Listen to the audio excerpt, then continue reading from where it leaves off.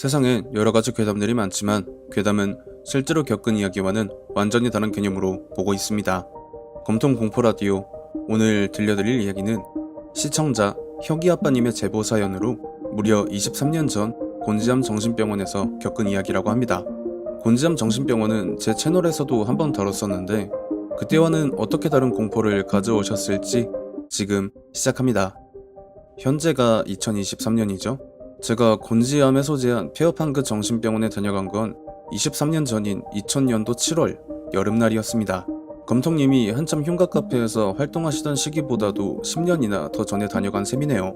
그 당시엔 흉가 카페니 뭐니 할 만한 커뮤니티가 없었고요. 거의 번개 만남식으로 해서 최대한 가까운 곳에 사는 사람들끼리 공포 스팟을 다녀오는 그런 분위기가 만개했었죠.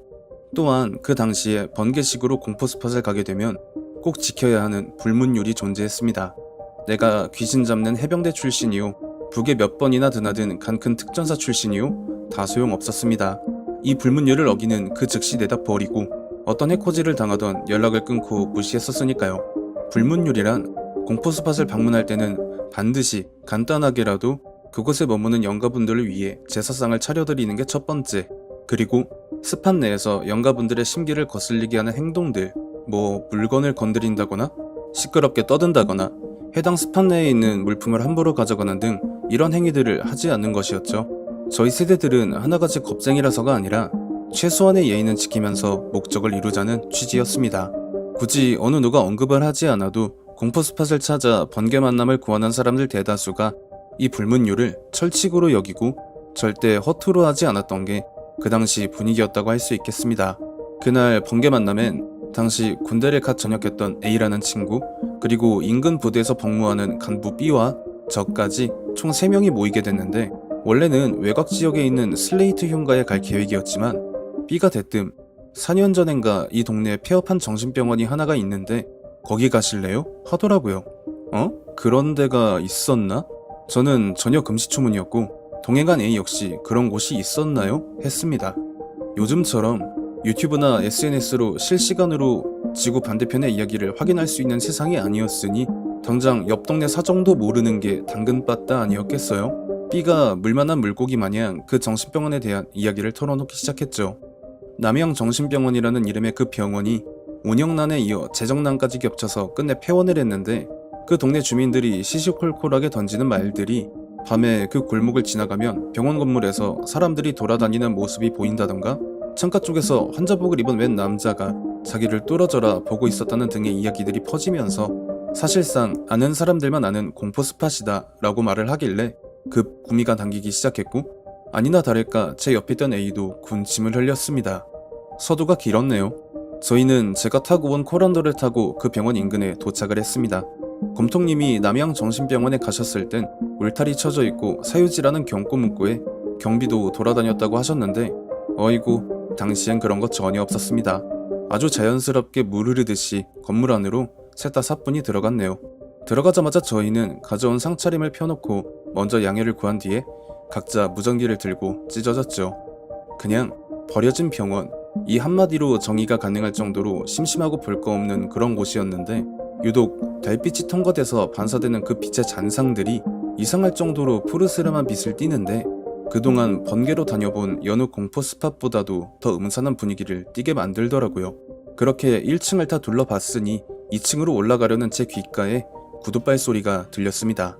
또각또각하는 여자 하이힐 소리 같은 게 아니라 경비원 분들이 신으시는 그 철구두의 소리였습니다.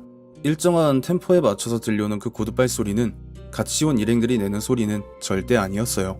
왜냐하면 그날 모인 저까지 포함한 3명 중 저와 B는 운동화였고 A는 샌들바람이었기 때문이었죠. 그런 말인즉 건물 내에 상주하는 경비원이 있다는 이야기가 되는 것이었고, 당황한 제가 무전기로 신호음을 날렸습니다. 뒤에서 따라오는 건 아닌 것 같고 건물 어딘가에서 경비원분이 돌아다니고 있는 것 같다. 그냥 정리하고 나가자. 그런데 그 누구도 제 신호음을 잡지 못한 건지 아무런 응답이 없어서 2층 어딘가에 있을 A를 찾아 나서기로 했습니다. 그렇게 2층 계단을 올라가던 저는 불문율을 어기고 외마디 비명을 지를 수밖에 없었습니다. 제 후레쉬가 비추는 곳엔 경비원복을 입은 중년의 남자분이 굉장히 노안 얼굴을 하고 저를 보고 계셨기 때문이었죠. 저는 당황해서 내가 지금 무슨 말을 하는 건가 싶을 정도로 횡설수설하며 상황을 설명드리고 있었는데, 목숨이 아깝다면 얼른 나가게. 이 말을 하시곤 어둠이 짙게 깔린 계단 밑을 전등 하나 없이 퇴연하게 내려가고 계시는 겁니다. 산전수전 다 겪은 노장의 연배라 그런지 안 무서우신가라며 감탄을 했지만 궁금증은 참을 수가 없더라고요. 혹시 이 건물에 상주하시는 경비원 분이시냐고 물어봤는데, 산 사람이 왜 죽은 이들의 안식을 어지럽히나, 좋은 말로 할 때 여기서 나가게. 이 말을 끝으로 제 시야에서 사라져 가시더라고요. 저는 무전기로 다시 신호음을 날려서 경비원 분이랑 마주쳤다. 빨리 나가라고 화내신다. 우리 그냥 나가자 하고 나서 발길을 돌려 계단으로 내려가서 입구 쪽을 향하는데, 제 후레쉬 불빛에 비춰지는 의문의 형상에 또 한 번 불문율을 어겼습니다. 어이구! 제 후레쉬 불빛이 비춰지는 곳엔 병원복을 입은 웬 어린 소녀가 복도의 중간 지점에 서서 팔을 들고 손가락으로 어딘가를 가리키고 있었습니다. 그 손가락이 향하는 방향은 당연히 출입구 쪽이었고, 그 소녀가 들릴 듯 말 듯도 아니고 그냥 입모양만 벙긋벙긋하면서 뭔가를 말하길래 조금 멀찍이 떨어져서 무슨 말을 하는 건가 유추를 해보는데, 제가 정확히 맞췄다고는 아직도 절대 그렇게 생각하진 않는데요. 시끄러우니까 빨리 나가. 안 나가면 화낼 거야. 여기서 비명을 지르고 나갔다간 저 소녀에게 뒷덜미를 잡혀서 끌려 들어갈까봐 노심초사 조심조심 기도 비닉을 발휘해서 병원 바깥으로 빠져나갔고, 바깥에 발을 내딛는 순간 걸음아 날 살려라. 저의 에마 코란도가 있는 곳까지 내달렸습니다. 그렇게 제 차 앞까지 도착을 하니까 A랑 B가 왜 이제 오냐고 언성을 높이더라고요. 말을 들어보니 제가 아까 신호음을 날렸을 때 뭐 이런 젠장할 하면서 내려오다가 둘이 마주쳐서 같이 나왔다고 하네요. 그 둘이 나간 뒤에도 저 혼자서 저 병원 안에 있었다고 생각하니 소름이 등골까지 쫙 밀려올 수밖에 없었습니다. 그 번개 만남 이후로 몇 년 동안 남양정신병원에 대해 잊고 살았다가 어느 순간부터 그 병원이 한국 최대의 공포 스팟이네, 온갖 이상한 헛소문의 괴담까지 한국의 챔피언 타이틀을 달고 있는 걸 보면서 세상이 많이 발전했구나 하면서 헤헤실실하고 웃었네요. 다음번엔 다른 번개 만남으로 공포 스팟에 다녀온 이야기를 제보하겠습니다. 감사합니다. 곤지암 남양정신병원. 현재는 그 건물이 밀려서 사라졌고 그 자리엔 물류센터가 들어와 있는 걸로 알고 있는데요. 제가 흉가탐방으로 갔을 때쯤이 한참 그 헛소문과 괴담이 정점을 찍었던 시절이었던 걸로 기억을 하고 있습니다. 저는 그 당시 여사친과 3층 복도를 지나다가 한 병실에서 흐느끼고 있는 한 영가를 봤었는데, 당시엔 제가 영안이 있었던 시기라 그것이 확실히 영가였을 거라고 생각은 하지만 혹시라도 헛소문과 괴담에 현혹되어 저와 여사친이 스스로 만들어낸 환영은 아니었을까, 지금도 그런 생각이 들기도 합니다. 시청해주신 모든 분들 감사드리며 구독과 좋아요 알림 설정 부탁드립니다. 세상엔 여러가지 괴담들이 많지만 괴담은 실제로 겪은 이야기와는 완전히 다른 개념으로 보고 있습니다. 검통 공포라디오, 오늘 들려드릴 이야기는 시청자 혁이아빠님의 제보사연으로 혁이아빠님이 젊은 시절 보안업체에서 근무할 때 겪은 이야기라고 합니다. 저도 보안업체에서 일을 해봐서 그런지 어떤 이야기일까 상상이 가는데요. 지금 바로 시작합니다. 이거는 제가 23살 때 겪은 일이고요. 군대를 제대한 저는 보육원 출신이라 당장 먹고 살 길이 막막해서 벼룩시장 신문을 요리조리 둘러봤는데, 당시 제가 거주하던 근방에 11층짜리 오피스식 건물이 막 들어섰었는데 거기에서 보안 근무를 할 사람을 구하더라고요. 당시가 외환위기로 나라 전체가 아주 들썩이고 시끄러웠던 시절인데 떡하니 고층 건물 올리고 일할 보안 직원 구한다니 이거 생각보다 대단한 회사겠거니 해서 바로 지원을 했고 바로 합격이 됐죠. 그때 모인 인원이 12명이었는데 기억에 남는 사람이 몇 있습니다. 팀장 영욱이 형, 주임 헌규 형, 지웅이 형, 선임의 현철이 형, 그리고 저까지 생김새도 험악하니 덩치도 비슷해서 많이 뭉쳐다녔었던 기억이 나네요. 서두가 너무 길었네요. 분명히 건물이 올라가기 전엔 화장품을 팔던 상가와 자동차 정비센터가 있던 터였다고 들었어요. 그래서 아니 무슨 공동묘지 터도 아니고 그렇다고 누가 죽어나간 터도 아니라고 분명히 들었는데 왜? 야간 순찰만 돌았다 하면 이런저런 잡음이 들려오는 건지 당최 이해를 할 수가 없었습니다. 새벽 2시쯤 상황실에서 보안 카메라로 순찰 동선 체크하고 있었는데 그 시간대에 순찰 당번이었던 영수라는 저보다 2살 동생이었던 친구가 지하주차장에서 갑자기 우두커니 서서 어디를 주시하더니 후레쉬를 버리고 정말 정신없이 어디론가 달려가는 모습이 포착이 된 거죠. 그래서 그때 보안 카메라를 보고 있던 헌규 형이 저한테 자리 지키라고 하곤 그대로 달려나갔습니다. 그렇게 몇 분 지나지 않아서 헌규 형이 영수를 질질 끌고 상황실로 돌아와서 막 자세히 얘기하라며 다그치는데 영수가 한다는 말이 B23번 라인 사각지대에 백열등 밑에서 웬 8살 정도 돼 보이는 남자애가 벽 보고 서 있길래 이 시간에 여기서 뭐하냐고 했더니 아빠를 기다리고 있었대요. 그래서 그럼 같이 기다려주겠다고 하는데 그 꼬마가 진짜요?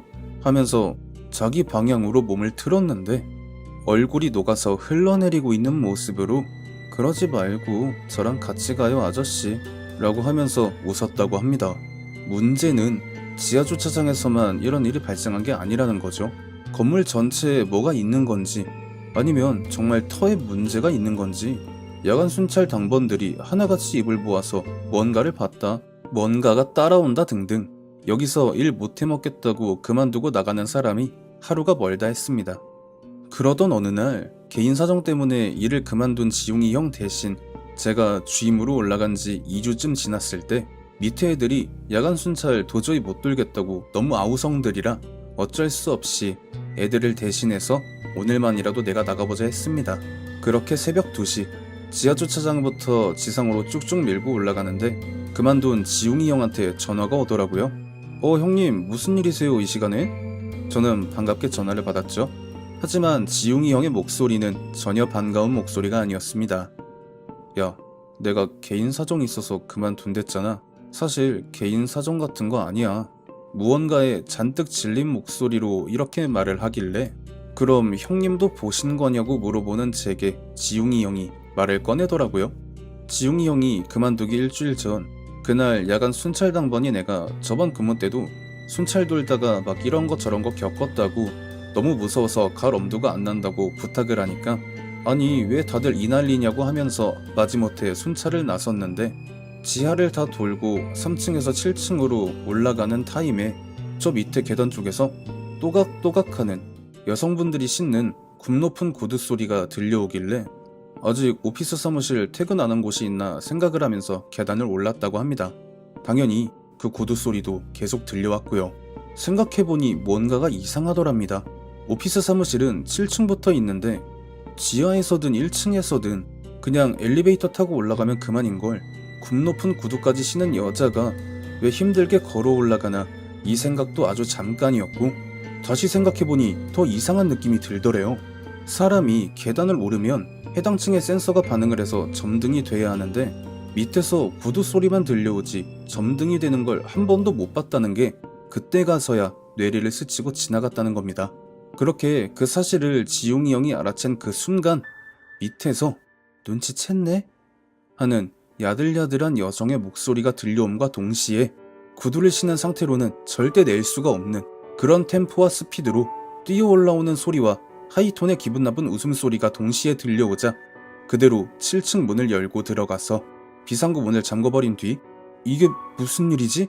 하고 숨을 몰아쉬는 형의 등 뒤에서 그 구두 소리가 들렸답니다. 지웅이 형은 다시 비상구 문을 열고 3층으로 내려간 뒤 보안실로 정신없이 뛰어들어와서 기절을 했다고 하고요. 내가 그동안 너희들 연락 피하다가 갑자기 이렇게 말해서 미안한데 너도 그만둘 수 있을 때 빨리 그만둬. 지웅이 형은 이 말을 끝으로 전화를 끊었고 저는 갑자기 극도의 불안감에 사로잡히기 시작했습니다. 제가 그때 마침 3층의 비상계단에 서서 전화를 받고 있었기 때문이었죠. 에이 설마 나한테까지 그런 일이?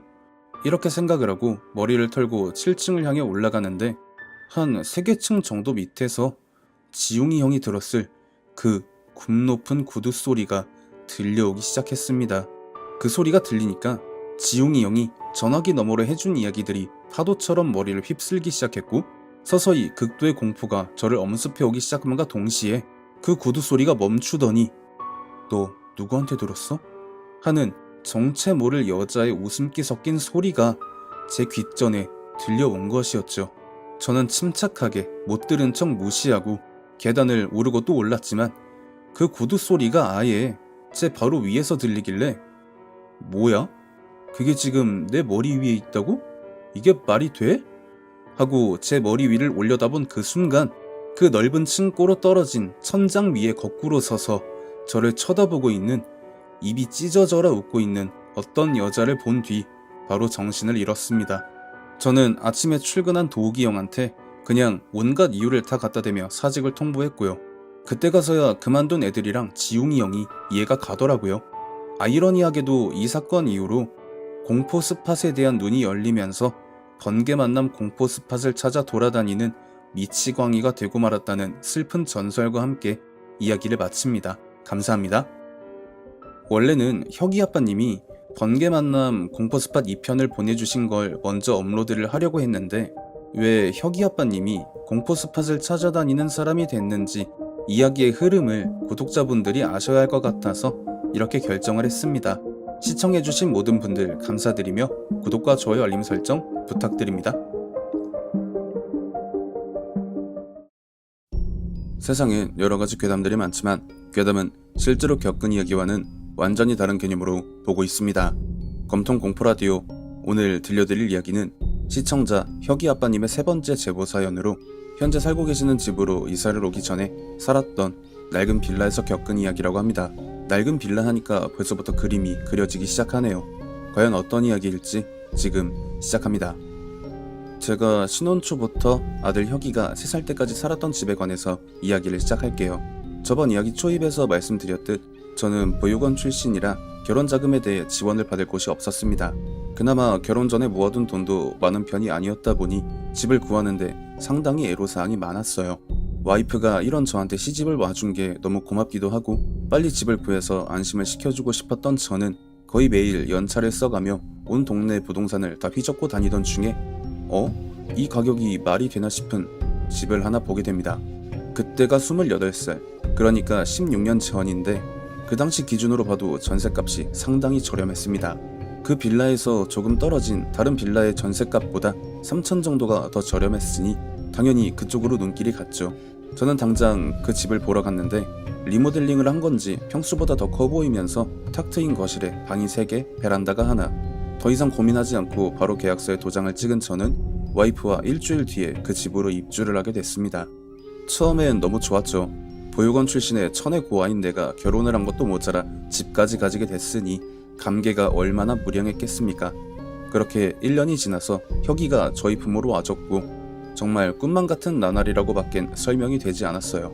하지만 혁이가 말을 떼고 걷기 시작할 무렵부터 이상한 일이 일어나기 시작했습니다. 마치 이때가 오기만을 기다렸다는 듯이 일이 벌어지기 시작한 거죠. 당시까진 저와 와이프 둘이 맞벌이를 했었고 간호사라 교대 근무를 하는 와이프보다 제가 아이를 보는 날이 많았습니다. 그날도 와이프가 나이트 근무라 일찍 퇴근해서 애랑 놀아주고 할 거 다 한 다음에 애를 데리고 안방에서 자고 있었는데 뒤척이다가 잠에서 깨서 보니 제 품에 안겨 있어야 할 아이가 감쪽같이 사라진 겁니다.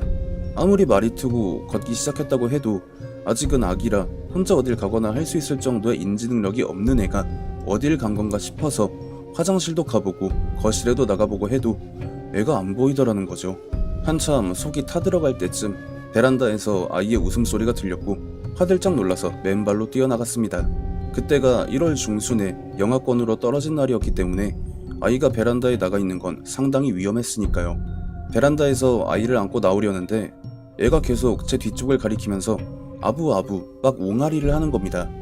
마치 베란다에서 누군가와 함께 있었다는 듯이 해맑게 웃으면서 말이에요. 상식적으로 이제 겨우 2살인 아이가 베란다 문을 열고 나가서 그걸 다시 닫는 게 말이 되냐 이거였습니다. 이건 의심의 여지 없이 집에 뭔가가 있었고 혁이가 말을 떼고 걷기 시작하기까지 기다렸다는 말이 되는 거였죠. 저는 아침에 퇴근하고 오는 와이프에게 혁이를 안겨주면서 그날 밤에 있었던 일을 이야기했습니다. 그러니까 와이프도 제가 3일 동안 해외 출장에 가 있었을 때 있었던 일을 말을 해주더라고요. 제가 해외 출장을 간 동안 병원 측에 사정을 이야기하고 3일 동안 이브닝 근무를 했었던 와이프는 낮엔 장모님께 아이를 맡기고 퇴근하면 자기가 보는 방식으로 지냈었다고 해요. 그런데 이틀째 때 장모님이 퇴근하고 오는 와이프에게 뭔가 이상한 이야기를 하더라는 거죠. 아이를 잠깐 냅두고 마트에 들려서 저한테 특식을 해주기 위해 장을 보고 다시 돌아오셨는데 거실에 소파 위에 올려둔 애가 어디로 갔는지 도통 보이질 않더래요. 그래서 막 안방, 화장실, 베란다, 빈방 다 둘러보고 아이 이름까지 불러가면서 찾아도 안 보여서 아니 그 깐난쟁이가 어디로 사라진 건가 하고 속이 타들어가는데 초인종이 울리더랍니다. 나가보니까 옆집에 사는 노부부께서 아이를 안은 채 서 계시길래 왜 우리 손주가 거기 있냐니까 노부부 중 할아버지가 잠시 산책을 가려고 집 밖으로 나오시는데 닫혀있던 저희 집의 문이 그냥 뭐 도어락 열리는 소리도 없이 스르륵 하고 열리면서 아이가 혼자 걸어 나오더래요. 그래서 아이한테 엄마 아빠 어디 가셨냐고 물어봤는데 애가 옹알거리면서 집 안쪽을 가리키길래 열린 문틈 사이로 보이는 거실을 보셨는데 거기에 말 그대로 시퍼런 원피스를 입은 여자가 아이를 보면서 굉장히 사랑스러운 것을 보는 듯한 눈을 하고 서 있었다고 해요. 그런데 오래 살아온 분들이라 이상한 걸 바로 눈치를 채신 거죠. 저건 사람이 아니구나. 그래서 아이를 그대로 안고 허겁지겁 다시 집 안으로 들어가셨던 거라고 합니다. 장모님께 그 이야기를 들은 와이프는 에이 설마 이 집에 그런 게 있겠냐며 장모님과 저녁을 마치고 아이를 데리고 잠에 들었는데 와이프 역시 뒤척이다가 잠에서 깨는 버릇이 있거든요. 그날 밤도 뒤척이다가 깼는데 품 안에 있어야 할 아이가 사라진 걸 확인하자 낮에 장모님이 말씀하셨던 그 이야기가 생각이 나면서 정신이 번쩍 들더랍니다. 거실 소파에 앉아서 주변에 들리는 소리에 집중을 하던 와이프는 제가 서재용으로 쓰던 작은 방에서 아이가 까르르 웃는 소리가 들려오자 곧장 들어가서 봤더니 아이가 마치 누군가와 즐겁게 놀아주는 듯 해맑게 웃으면서 도리도리 잼잼을 따라하는 모습을 봤고 그대로 아이를 데리고 안방으로 가서 옷을 입고 장모님께 피신을 했었다고 합니다. 와이프는 직장이 직장이다 보니 정말 여러 유형의 여자들과 근무를 함께 하는데 그 덕분인지 여러가지 못 들어본 미스테리한 이야기들을 신규 때부터 많이 들어왔다고 해요. 그 중에서 그 당시에 병원 내에서 짬밥으로는 최고참이었던 수간호사가 해줬던 이야기가 있는데 만약에 애가 말을 떼고 걷기 시작할 때쯤에 누가 봐도 귀신을 보고 있다는 생각이나 느낌이 들면 100% 그 집에 눌러앉은 귀신이라는 말이고 최대한 빨리 그런 집에서 나와야만 아이에게 아무런 해코지나 아니면 재수없게 귀문이 트이는 걸 막을 수 있다라는 이야기였다고 합니다. 하지만 그때 당시만 해도 저와 와이프가 맞벌이를 하면서 돈을 한참 모으고 있었고 당장 전세금을 빼도 다른 어딜 갈 만한 상황이 전혀 못 됐었기 때문에 난감했었죠. 결국 저는 그날 일을 장인어른께 전부 말씀을 드렸고 장인어른께서 한 주지스님을 소개해 주셨습니다. 그 스님께서 당시 저희 집에 한번 오셨었는데 한숨을 크게 내쉬면서 딱 1년 정도는 막을 수 있다. 그 1년 안에 빨리 이 집에서 나가야 아이에게 아무런 일도 일어나지 않을 것이라고 말씀을 하시고는 무속인 한 분을 데려오셔서 함께 의식을 치르는데 그 귀신이 눌러앉아 있는 곳이 제가 서재용으로 쓰는 그 작은 방이라 그 방 안에 들여놨던 모든 물건들은 전부 갖다 버리고 그 방을 봉인하는 의식을 치른 거죠. 그날 이후로 거의 10개월 정도 동안은 정말 아무런 일도 일어나지 않았어요. 그래서 에이 이거 1년이 아니라 그냥 평생 아무 일도 없는 거 아닌가 했었는데 1년이 가까워질 때쯤 아이가 안 좋게 되는 자칫하면 죽을 수도 있었던 일이 터지면서 결국 그 집에서 나오게 됐었네요. 그 집에서 나온 이후로 3개월 동안은 아이가 허공에 대고 혼자 옹알거리거나 저와 와이프의 눈엔 보이지 않는 무언가와 함께 노는 행동을 보일 때가 있었는데 그때쯤 다시 그 주지스님과 무속인분이 찾아오셔서 아이의 귀문을 닫는 의식을 해주셨고 혁이가 지금 중학생인데 그 이후로 현재까지 그런 해프닝들은 일어나지 않았습니다. 유튜브에 공포라디오 채널들 이야기를 보면 저와 와이프 그리고 혁이가 살았었던 그 빌라와 같은 집에 대한 이야기들이 생각보다 많더라고요. 그런 일을 겪으신 분들이 그렇게 많을 줄은 전혀 몰랐었어요. 여러분, 집을 사실 때 다른 곳에 비해 많이 저렴하면 일단 의심부터 하고 보셔야 합니다. 물론 마음씨 착한 집주인분들이 당시에 저희 가족과 같이 힘든 형편인 사람들을 위해 저렴하게 해주시는 경우도 어쩌다 한 번은 있겠지만 아무런 이유 없이 저렴한 집은 없습니다. 이야기는 여기서 마무리하겠습니다. 감사합니다. 요즘 집이나 혹은 자취방에서 겪은 이야기들이 많이 제보가 옵니다. 그리고 읽어보면 역시나 대부분 싼 값에 들어간 집이나 자취방에서 일을 겪었다라는 이야기들이고요. 혁이 아빠님이 말씀을 하셨듯 이유 없이 저렴한 집이나 자취방은 없습니다. 그러니 내가 내 한 몸을 누일 수 있는 공간을 알아보실 땐 반드시 조심하시길 바랍니다.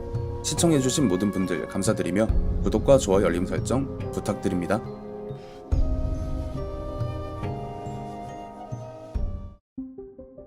세상엔 여러가지 괴담들이 많지만 괴담은 실제로 겪은 이야기와는 완전히 다른 개념으로 보고 있습니다. 검통 공포라디오, 오늘 들려드릴 이야기는 시청자 혁이 아빠님의 제보 사연으로 첫 차로 중고차를 사셨을 때 겪었던 이야기라고 합니다.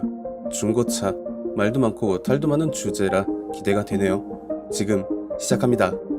제가 오늘 보내드리는 이야기는 빌딩 보안으로 근무를 하다가 그만둔 이후로 번개 만남으로 공포 스팟을 돌아다니던 중에 아무래도 차가 없으니까 많이 불편해서 중고차를 알아보고 다녔었는데요. 딱히 눈에 들어오는 차가 없어서 그냥 관둘까 했다가 인천의 중고차 매매단지의 마지막이다 하고 들렸을 때 제 눈에 확 들어오는 녀석을 발견했죠. 혁이가 태어나기 전까지 타고 다녔던 에마 6호란도 98년식이었습니다.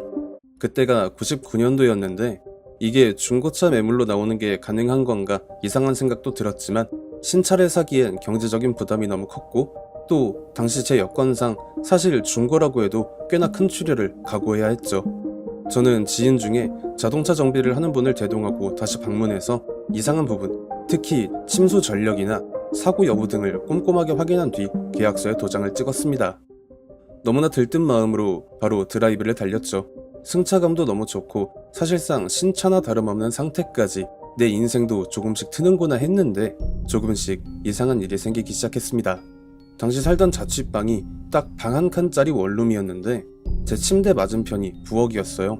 부엌과 현관문이 이어져 있는 그런 형식이었는데 부엌에서 어떤 남자가 저를 계속 뚫어져라 쳐다보고 있고 그 남자의 머리 위로 산발한 머리의 여자의 얼굴이 올라와서는 무언가 원망인가 갈망인가 의도를 짐작하지 못하겠는 표정으로 저를 쳐다보는 그런 가위였죠. 물론 일상생활을 하는 데 있어 별다른 타격을 주지는 않았으니 요즘 일도 많고 피곤해서 그런가 보다 저는 전혀 신경을 쓰지 않고 살아가던 중에 이 이야기는 나중에 제보를 하겠지만 번개 만남으로 공포 스팟 파티를 결성해서 그 주 토요일에 나주에 있는 흉가에 가게 됩니다. 당시 구성된 파티원 중에 차를 가진 게 저뿐이라 하나둘씩 동네에 가서 태우고 흉가로 향하는데 남자는 저 포함 2명, 여자분이 2명 이렇게 차에 타고 가는데 여자분 2분 중에 B양이 갑자기 헉소리를 크게 내지르면서 숨을 몰아쉬길래 갓길에 차를 대놓고 안 좋은 꿈을 꿨냐고 물어봤더니 그냥 차창 밖을 보고 있는데 뭐에 홀린 것처럼 잠에 들었대요. 그 다음이 꿈인지 현실인지 분간이 잘 안 가는 그런 일들이 일어나는데 차를 운전하고 있는 게 제가 아니라 웬 더벅머리를 한 남자였고 조수석엔 머리 산발한 여자가 앉아서 둘이 뭔가를 이야기를 하고 있었다고 합니다. 그래서 설마 이거 신종 장기매매 이런 거였나 하고 의심이 드는 그 순간 조수석의 여자가 자기 쪽으로 고개를 돌리더니 얘 우리 보이나봐 라고 했고 운전을 하던 남자가 이러면 안 되는데 하면서 다시 둘이 속닥거리다가 옆에 말고 얘 데려가자 라고 하면서 운전대를 놓고 자기가 있는 쪽으로 무슨 구렁이 마냥 몸을 흐느적거리면서 자기한테 다가오고 그 시점에서 꿈에서 깨어난 거라고 하더라고요. B양이 말한 더벅머리 남자와 산발머리의 여자는 제가 매일 눌리는 가위에 나오는 그들의 인상착의와 한치 오차도 없이 동일했기 때문에 그럼 이 차를 사고 나서부터 가위에 눌리는 것도 그리고 그들이 나오는 것도 퍼즐이 딱딱 들어맞더라고요. 이 나온 지도 얼마 안 된 차가 중고로 나온 이유가 다 있었구나 하면서 말입니다. 저는 파티원들과 나주 흉가에 갔다가 올라오는 길에 파티원들을 다 동네에 내려주고 경인가도를 탔습니다.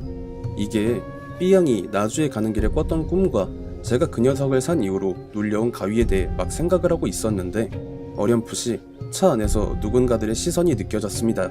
분명 차 안엔 저밖에 없었는데 말이죠. 확실히 누군가가 아닌 누군가들이 맞다고 생각해요.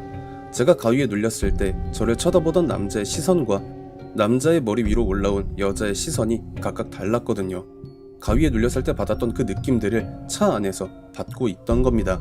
그러다가 갑자기 카세트가 멈추고 수근수근거리는 말소리가 들렸죠. 하나는 남자 목소리, 하나는 여자 목소리였고 그들은 자기들끼리 말을 하면서 일부러 저에게 들리게끔 높낮이를 조절하고 있었습니다. 그 대화 내용 중에 기억나는 부분을 적어보자면 그냥 여자애 말고 이 남자 데려가자. 아니야, 나는 아까 그 여자애가 좋아. 걔 데려갈래. 아니, 난 이 남자 데려갈 거야. 그렇게 알아. 이런 내용의 대화였고요.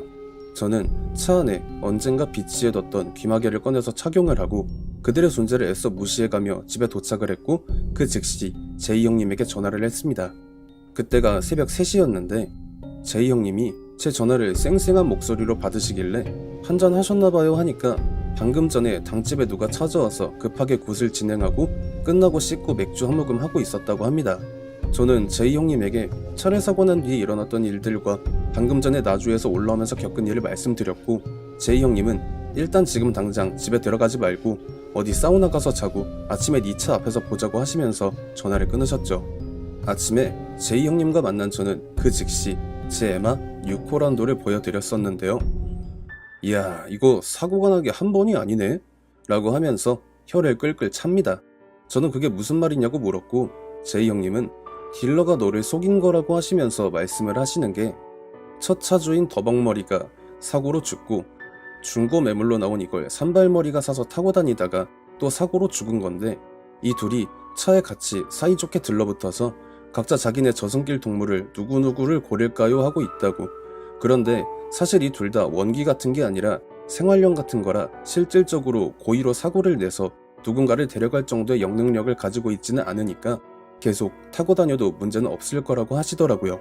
그래도 찜찜한 건 어쩔 수가 없어서 얘네 둘 그냥 천도시켜주면 안 되겠냐고, 그런 얘기를 듣고 어떻게 이 차를 계속 타고 다닐 수는 없는 노릇 아니겠냐고 부탁을 드렸고 제이 형님은 차 뒷좌석에 부적을 총 3장을 붙여주시면서 한 장은 걔들 기운 누르는 거고 한 장은 차에 탄 사람들이 걔들 목소리를 못 듣게 하는 거고 마지막 한 장은 지금 차주인인 네가 걔들 때문에 겪는 일들을 막아주는 거니까 절대 떼지 마, 이렇게 말씀을 하셨습니다.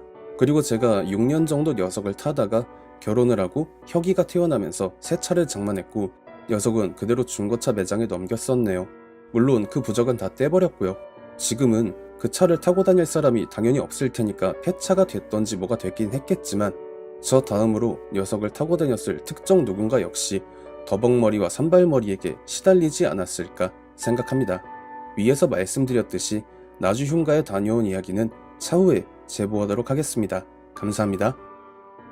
사고차를 멀쩡한 중고매물로 둔갑시켜서 판매를 하는 비양심적인 딜러는 20년 전에도 있었나 보네요. 보통 사고차를 모르고 구매했던 분들이 겪었던 그 공포스러운 일들과는 달리 혁이 아빠님은 순한 맛으로 겪으신 듯한 느낌도 들면서 다른 한편으론 참 다행이라는 생각이 드는 이야기였습니다. 시청해주신 모든 분들 감사드리며 구독과 좋아요 알림 설정 부탁드립니다.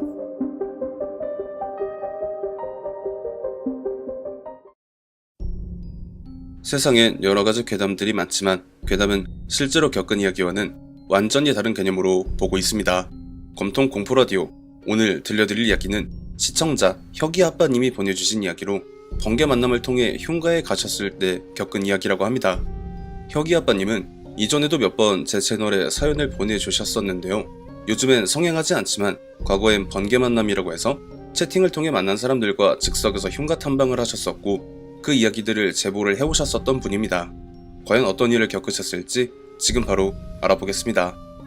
예전에 검통님께서 영덕 흉가에 직접 다녀오셨었던 이야기를 최근에 리메이크 영상으로 보게 됐어요. 엄밀히 말하자면 검통님께서 가셨던 영덕 흉가는 실제로 그곳에 귀신이 있는지는 모르겠지만 확실한 건 인터넷으로 인해 만들어진 흉가라고 할 수 있는 곳이고요. 제가 그날 번개 만남으로 갔었던 그 흉가가 실제로 영덕 토박이 분들이 말씀하시는 진짜 하얀 지붕의 영덕 흉가가 맞을 겁니다. 그때 만남에 나왔었던 사람들을 기억나는 대로 나열을 하자면 간호대생이었던 C양과 그 전에 저와 곤지암 남양정신병원에 동행을 했었던 A군, 그리고 펫샵을 운영하던 B누나, 그리고 저까지 총 4명이었습니다. 특이한 건 C양과 B누나가 귀신을 보는 영안을 가진 사람들이었던 기억이 있습니다. 그날 번개 만남으로 만나서 다방에서 같이 커피를 마신 뒤에 승합차로 같이 이동을 해서 진짜 하얀 지붕 영덕 흉가를 향해 여정을 떠났죠. 아실 분들은 아시겠지만 그 당시엔 지금처럼 내비게이션이 없어서 정말 지도 한 장만 들고 찾아야 했기 때문에 찾는데 거의 반나절 이상이 걸렸었어요. 그나마도 그 동네 토박이로 보이는 노인분들께 사정사정을 해서 그 흉가를 찾아낼 수 있었는데 B 누나가 그 흉가 앞에 서자마자 갑자기 구토를 하기 시작했습니다. B 누나는 C양처럼 영안만 있는 게 아니라 원래는 신을 받았어야 했지만 종교를 통해 억누르는 분이었어요. 그러니까 단순히 보기만 하는 게 아니라 재수 없으면 접신이 될 수도 있고 영가들의 감정도 느낄 수 있는 그런 사람이었던 거죠. 머리가 너무 아프다면서 여기에는 별의별 놈들이 다 있다고 그렇게 말을 합니다. 전쟁 때 군인들이 여기에 단체로 매장이 된 건지 학살을 당한 건지 군인 영가들이 수십 명이 눈에 불을 켜고 들어오지 못하게 막고 있다고 그렇게 말을 하면서도 그 군인들은 보초의 개념, 그러니까 초병들처럼 위병소에서 외부인이 영내로 들어오는 걸 막는 그런 역할을 하는 잡졸들 정도라고 말을 하셨었고, 그 흉가 내에서 모든 영가들의 꼭대기에 위치한 우두머리가 한 명이 있는데 여자인데 언제 살았었고 언제 죽었는지 가늠조차 안 될 정도로 옷차림이나 생김새나 자기가 평생 살면서 보고 느꼈던 그 어떤 영가들과도 비교가 불가능한 그런 영가라고 하시면서 굳이 여기를 들어가야겠냐고 손사래를 치시는 거죠. 그 집이 하얀 지붕인데 낮에 보면 굉장히 포근할 것 같은데 그때가 해가 다진 밤이었어요. 기괴한 거죠. 주변에 민가도 가로등도 없어서 불빛 한 점 없는데 그 하얀 지붕 때문인지 주변이 굉장히 밝아지는 그런 느낌이면서도 가까이 가면 잡아먹힐 것 같다는 생각이 들었습니다. 그리고 C양이나 B 누나 역시도 필시 들어가면 우리를 잡아먹겠다는 의도를 강하게 내비쳤다고 해요. 뱀이 또아리를 트는 것처럼 아구를 쫙 하고 벌려서 들어와라, 들어와라 이러고 있었다는 겁니다. 제가 처음 남양정신병원 이야기를 제보했을 때 당시 번개 만남으로 흉가를 가난 사람들이 반드시 지키는 불문율이 있다고 말씀을 드렸었을 거예요. 그 불문율을 모르시는 분들을 위해 간단히 설명을 하면 약식으로 흉가 안에 있는 영가들에게 제사를 지내주는 겁니다. 성의 표시도 하면서요. 잠시만 훑어보고 말썽 안 부리고 시끄럽게 안 하고 조용하게 있다 가겠습니다. 이렇게 하는 거였는데 상을 차려놓고 다같이 기도를 해도 그 군인 영가들이 비켜주질 않더래요. 그 의도가 절대 못 들어와 이런 게 아니라 제발 들어오지 마라는 의도였다고 B 누나가 설명을 해줬었고요. 2층 집이었고 제 기억으론 지하실이 딸려있고 메인 집 옆으로 창고로 보이는 건물이 몇 개가 있었는데 2층 집의 꼭대기, 그곳이 대장 역할을 하는 여자 영가가 거주를 하는 곳이고 군인 영가들의 거주지가 그 지하실에 수십 명 군인 영가들이 살을 부대끼고 살고 있고 나머지 그냥 중간 보스격 정도 되는 영가들은 각자 그 창고 건물에 살고 있대요. 그나마 다행인 게 중간 보스격들이 합심을 해서 대장 역할을 하는 여자 영가를 견제를 하고 있고 군인 영가들이 외부인의 침입을 경계하고 있기 때문에 그 흉가 안에서는 적절하게 힘의 균형이 잡혀 있어서 들어간다고 하더라도 손을 대거나 시끄럽게 굴지만 않으면 별일이 없을 거래요. 그런데 본인은 정말 못 들어가겠다고 B 누나가 말을 하니까 A군이 누나를 데리고 차 안에 있겠다고 해줘서 저랑 C양만 흉가 안으로 들어가기로 했습니다. 들어가지 말걸, 괜히 들어갔다는 생각이 들게 만들 줄은 몰랐죠. 2층 집을 먼저 보기로 하고 C양이 지하실은 그냥 들어가지 말자고 말을 하는데 그 이유가 왜 그랬냐 하면 요새 말로 입구 컷을 담당하는 군인 영가들의 장지 같은 곳이라 그곳을 들어가는 건 감히 그분들에게 큰 결례를 저지르는 행위라고 했거든요. 저도 군대를 전역한 사람이었고 전쟁통에 학살을 당해서 그곳에 안매장 같은 걸 당했다고 하면 어떻게 보면 호국 영령들이시잖아요. 저도 그러고 싶지는 않아서 그냥 같이 1층으로 바로 들어갔습니다. 들어가자마자 C양이 갑자기 두 눈을 크게 뜨더니 완전히 낚였다고 하는 겁니다. 그게 B 누나가 보기엔 힘의 균형추가 맞아 떨어진다고 보였는데 그 2층짜리 본집은 완전히 그 여자 영가의 아지트, 소위 말해 들어올 땐 니들 맘대로지만 나갈 땐 아니라고 그 영가가 계단을 반쯤 내려와서 그렇게 C양에게 말을 했다는 거죠. 물론 영가들은 산 사람에게 물리적인 영향력을 행사를 할 수는 없기 때문에 그런 거 다 필요 없이 볼 거 다 보고 나가도 상관이 없을 거다. 다만 저 우두머리 영가의 심기를 건드리지는 말자면서 정말 그 안에 있는 물건들 손도 안 대고 그냥 눈으로 보기만 하면서 방으로 보이는 곳 한 번씩 들어가 보고 말았죠. 그렇게 2층으로 제가 계단을 올라가려는데 갑자기 C양이 제 손을 잡고 끌어내리면서 안 된다고 말을 합니다. 2층은 만신급 정도를 데려오지 않으면 절대 올라갈 생각도 하면 안 되는 곳이라면서 저를 긋고 말리길래 그래 그러자 하고 포기하고 도로 내려오는데 위에서 사람 말소리가 들리는 겁니다. 남자 목소리 2개랑 여자 목소리 하나였는데요. 아깝다. 쟤 올라왔으면 제 몸 뺏어서 사람 행세하려고 했는데 저런 애가 네가 들어가면 버티기나 하겠어. 이 2개는 남자 목소리가 맞아요. 그런데 다른 여자의 목소리는 들리는데 무슨 말인지 알아들을 수가 없더라고요. 중국어, 일본어, 영어, 우리나라 사람이면 사용하는 외국어가 딱 이 3가지 정도밖에 없는 게 일반적인데 제가 저 3개 국어를 할 줄 알아서 알아듣거든요. 그런 것도 아니고 뭐라고 설명을 할 수가 없습니다. 그런데 시양이 저를 보면서 여자 영가가 하는 말 못 알아듣는 게 당연하다고 말을 하더라고요. 그게 무슨 말이냐고 하니까 사람이 죽어서 영가가 되면 처음엔 사람일 때 사용하는 언어를 쓴다고 해요.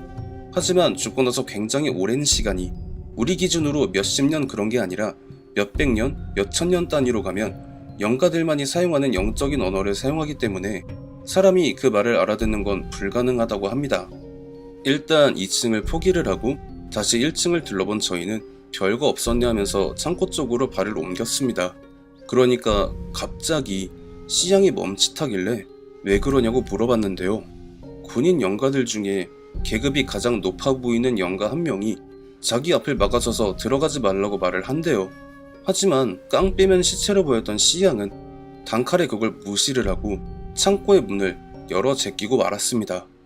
그런데요, 창고 문을 열고 나서 시양이 갑자기 제가 있는 방향으로 몸을 틀더니 고개를 푹 하고 숙여버립니다. 그 상황을 직접 보면서 느낀 건 씨였다, 접신이다, 이 생각이 번쩍 들 수밖에 없었죠. 시양이 다시 방향을 창고 쪽으로 틀어서 창고 문을 닫더니 저한테 걸어오는데 군대 다녀오신 분들이면 아실 거예요. 군인들이 군화를 신고 걷는 특유의 걸음걸이가 있잖아요. 그 걸음걸이로 저한테 오더니 전쟁이 끝나고 수십 년 동안 사람들이 이곳을 많이 찾아왔었는데 저 하얀 지붕집에 2층에 올라갔던 사람들이나 방금 전 창고에 들어갔던 사람들은 반쯤 미쳐서 정신줄을 놨었다고 말을 하십니다. 얼른 이 여자 손잡고 이 자리를 황급히 벗어나야만 창고 안에 있는 붉은 짐승? 분명 그렇게 말을 하셨고요. 붉은 짐승이 쫓아오지 못할 거라고, 자기랑 자기 부하들이 그걸 막아줄 테니까 빨리 벗어나라고 말을 하시면서 다시 시양으로 돌아오더라고요.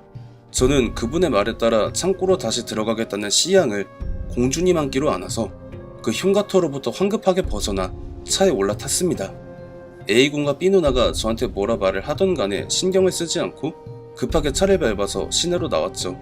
그리고 그 1년의 이야기를 B 누나한테 했더니 그럴 줄 알았대요. 창고 안에 붉은 짐승이 있다고 말을 하셨다고, 그 영가분이? 이러면서 뭔가를 생각하듯이 있다가 갑자기 손가락을 튕기면서 아, 그럼 그 창고 안에 웅크리고 있던 애가 피를 뒤집어 쓴 게 아니었네? 라고 말을 합니다. 이어지는 말이 자기가 처음에 그 흉가 안에서 각자 서로를 견제하면서 힘의 균형이 맞춰졌다고 했던 게 착각을 한 것 같대요. 그냥 그 창고 전체를 붉은 짐승이라는 영가가 지배를 하고 있는 거고, 대장인 여자 영가가 그 붉은 짐승을 무서워해서 본집 밖으로 영향력을 행사를 할 수가 없었던 거였다고, 마치 아르키메데스처럼 뭔가를 발견했다는 표정으로 말을 했던 거였습니다. 그렇게 시내에서 저녁 식사를 하고 흩어진 그날의 번개 만남, 그리고 최근에 그 진짜 영덕 흉가가 어떻게 됐는지 수소문을 해봤는데요. 그 흉가 부지부터 그 일대 부지들이 아파트 단지가 됐대요. 그것도 그렇게 된 지가 7년 정도가 넘었다고 하니까 아마 찾을래야 찾을 수가 없겠죠. 다만 인터넷을 통해 알려진 10여 년 전 검통님이 가셨던 그 영덕 흉가는 가짜라는 거 알아주셨으면 좋겠습니다.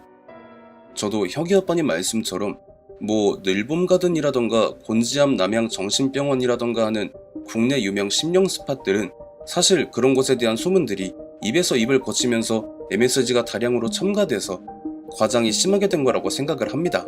물론 사람의 발길이 오랫동안 끊어진 채 방치되는 건물엔 사람이 아닌 다른 것들이 들어가서 그 자리를 메꾸기 때문에 그곳에서 영가를 목격했다라는 그런 이야기들만큼은 거짓이 아닐 거라고도 생각을 하고 있고요.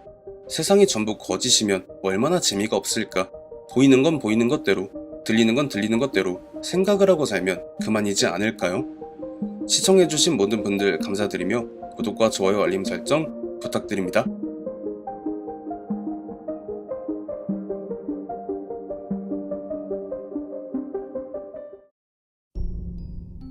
세상엔 여러가지 괴담들이 많지만 괴담은 실제로 겪은 이야기와는 완전히 다른 개념으로 보고 있습니다. 검통 공포라디오 오늘 들려드릴 이야기는 시청자 혁이아빠님이 보내주신 이야기로 번개만남 흉가탐방 3번째 이야기입니다. 과연 이번엔 어떤 흉가에서 겪은 이야기를 보내주셨을지 지금 바로 시작하겠습니다. 이번에 말씀드리려는 게 생각보다 생뚱맞게 결성된 흉가 파티원들과 겪은 이야기예요. 원래 그 자리는 흉가를 가려고 한 게 아니라 그냥 일면식 없는 외로운 사람들끼리 동네 실비집에서 술이나 한잔하자고 모인 거였는데 술이 한두 잔씩 들어가니까 속에 있는 말이 다 나오잖아요. 이거 알고 보니 그 사람들 죄다 흉가 마니아였습니다. 전국에 있는 이름이 알려지지 않은 별의 별곳까지 다 갔다 온 사람들이 태반이라 저는 감히 명함도 못 내밀고 쭈구리하고 있었었죠. 그러다가 거기서 나이가 가장 많았던 형님 한 분이 대뜸 일어나서는 마을 나온 김에 다 같이 가자고 하는데 에이 술 들어갔는데 그게 되나요? 했지만 그 파티원들 중엔 선천적인 알쓰인 처자가 한 명이 있어서 제가 운전할게요 해버리는 바람에 휘말리고 말았죠. 당시에 모였던 곳이 경기도 이천이었는데 거기서 남자 셋, 여자 넷 이렇게 총 7명이 초록색의 봉고 트럭 어떻게 생긴지 말하지 않아도 알아요 하는 그 녀석에 낑기고 낑겨 타서 경남의 산속에 있다는 모 흉가를 향해 출발을 한 지 4시간 정도 지나서 도착을 했습니다. 알고 보니 운전을 했던 처자가 불과 사나흘 전에 그곳에 다녀왔던 사람이라 길을 헤매지 않고 바로 찾은 거였더라고요. 산속까지 차를 몰고 갈 수가 없어서 산 초입에서 걸어서 올라가는데 말이 산이지 그냥 관리 안 된 수풀이었고요. 수풀을 한참 헤치고 지나가니까 풀 무더기와 자라난 나뭇가지들에 가려진 가옥이 드문드문 보이기 시작했습니다. 알고 보니 흉가가 한두 채가 아니라 화전민이라고 숲에 불을 질러서 재가 된 땅에 농사를 짓고 살았었다고 하는 그 사람들이 살았었던 작은 공동체더라고요. 진짜 진흙이랑 초가로 지어놓은 말 그대로 방치된지 못해도 수십 년은 좋게 지났다고 말해주는 폐허 그 자체에 다같이 입틀막을 하고 주춤할 수밖에 없었습니다. 이제 그 초가집들 중에서도 그 공동체 내에서 우두머리 역할을 했을 법한 사람이 살았던 걸로 보이는 집이 보였습니다. 그 집은 초가집에서 조금 더 업그레이드된 군데군데 정형되지 않은 투박한 벽돌이 박혀있는 그런 집이었고요. 집 옆에 목조로 된 뼈대가 크게 남아있는 걸로 봐선 나름 가축을 길렀을 거라고 추측이 되는 그런 집이었습니다. 실제로도 그 운전을 했던 처자, 그 처자를 A양이라고 하고 A양이 말을 하기로도 다른 집은 볼 것 전혀 없었는데 문제는 바로 저 집이라고 그날 같이 왔던 일행들이나 자기 자신도 다같이 뭔가를 목격했다라고 말을 한 겁니다. 그래서 그 흉가 안으로 들어갈 사람으로는 A양과 큰형님 그리고 저까지 총 3명이었고요. 나머지 일행들은 근처에서 가스버너를 꺼내서 라면을 끓이고 있겠다라며 은근슬쩍 회피를 하려는 의도를 비췄습니다. 아니 뭐 안 들어갈 거면 말지. 큰형님이 창고랑 뒷간으로 보이는 쪽으로 가셨고 제가 그 집 안방 쪽을 그리고 A양이 사랑방 쪽으로 들어가기로 하고 다같이 진입을 했는데요. 그거 아세요? 공간이 분리된 것 같다? 분명 그 집 안에 들어가기 전까지만 하더라도 바깥에서 라면 봉지랑 사람 떠드는 소리가 들렸었고 큰형님이나 A양의 목소리도 바로 옆에서 들렸었는데요.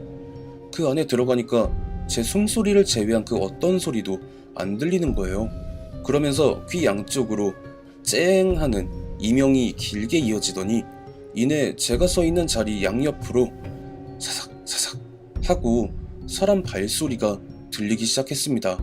화전민 마을이니 초갓집이니 해도 당시 저희 셋이 들어간 그 집은 규모가 진짜 상당해서 제가 들어가던 안방만 하더라도 성인 남성 10명은 좋게 들어놓을 정도로 넓었어요. 거기에 삼배옷?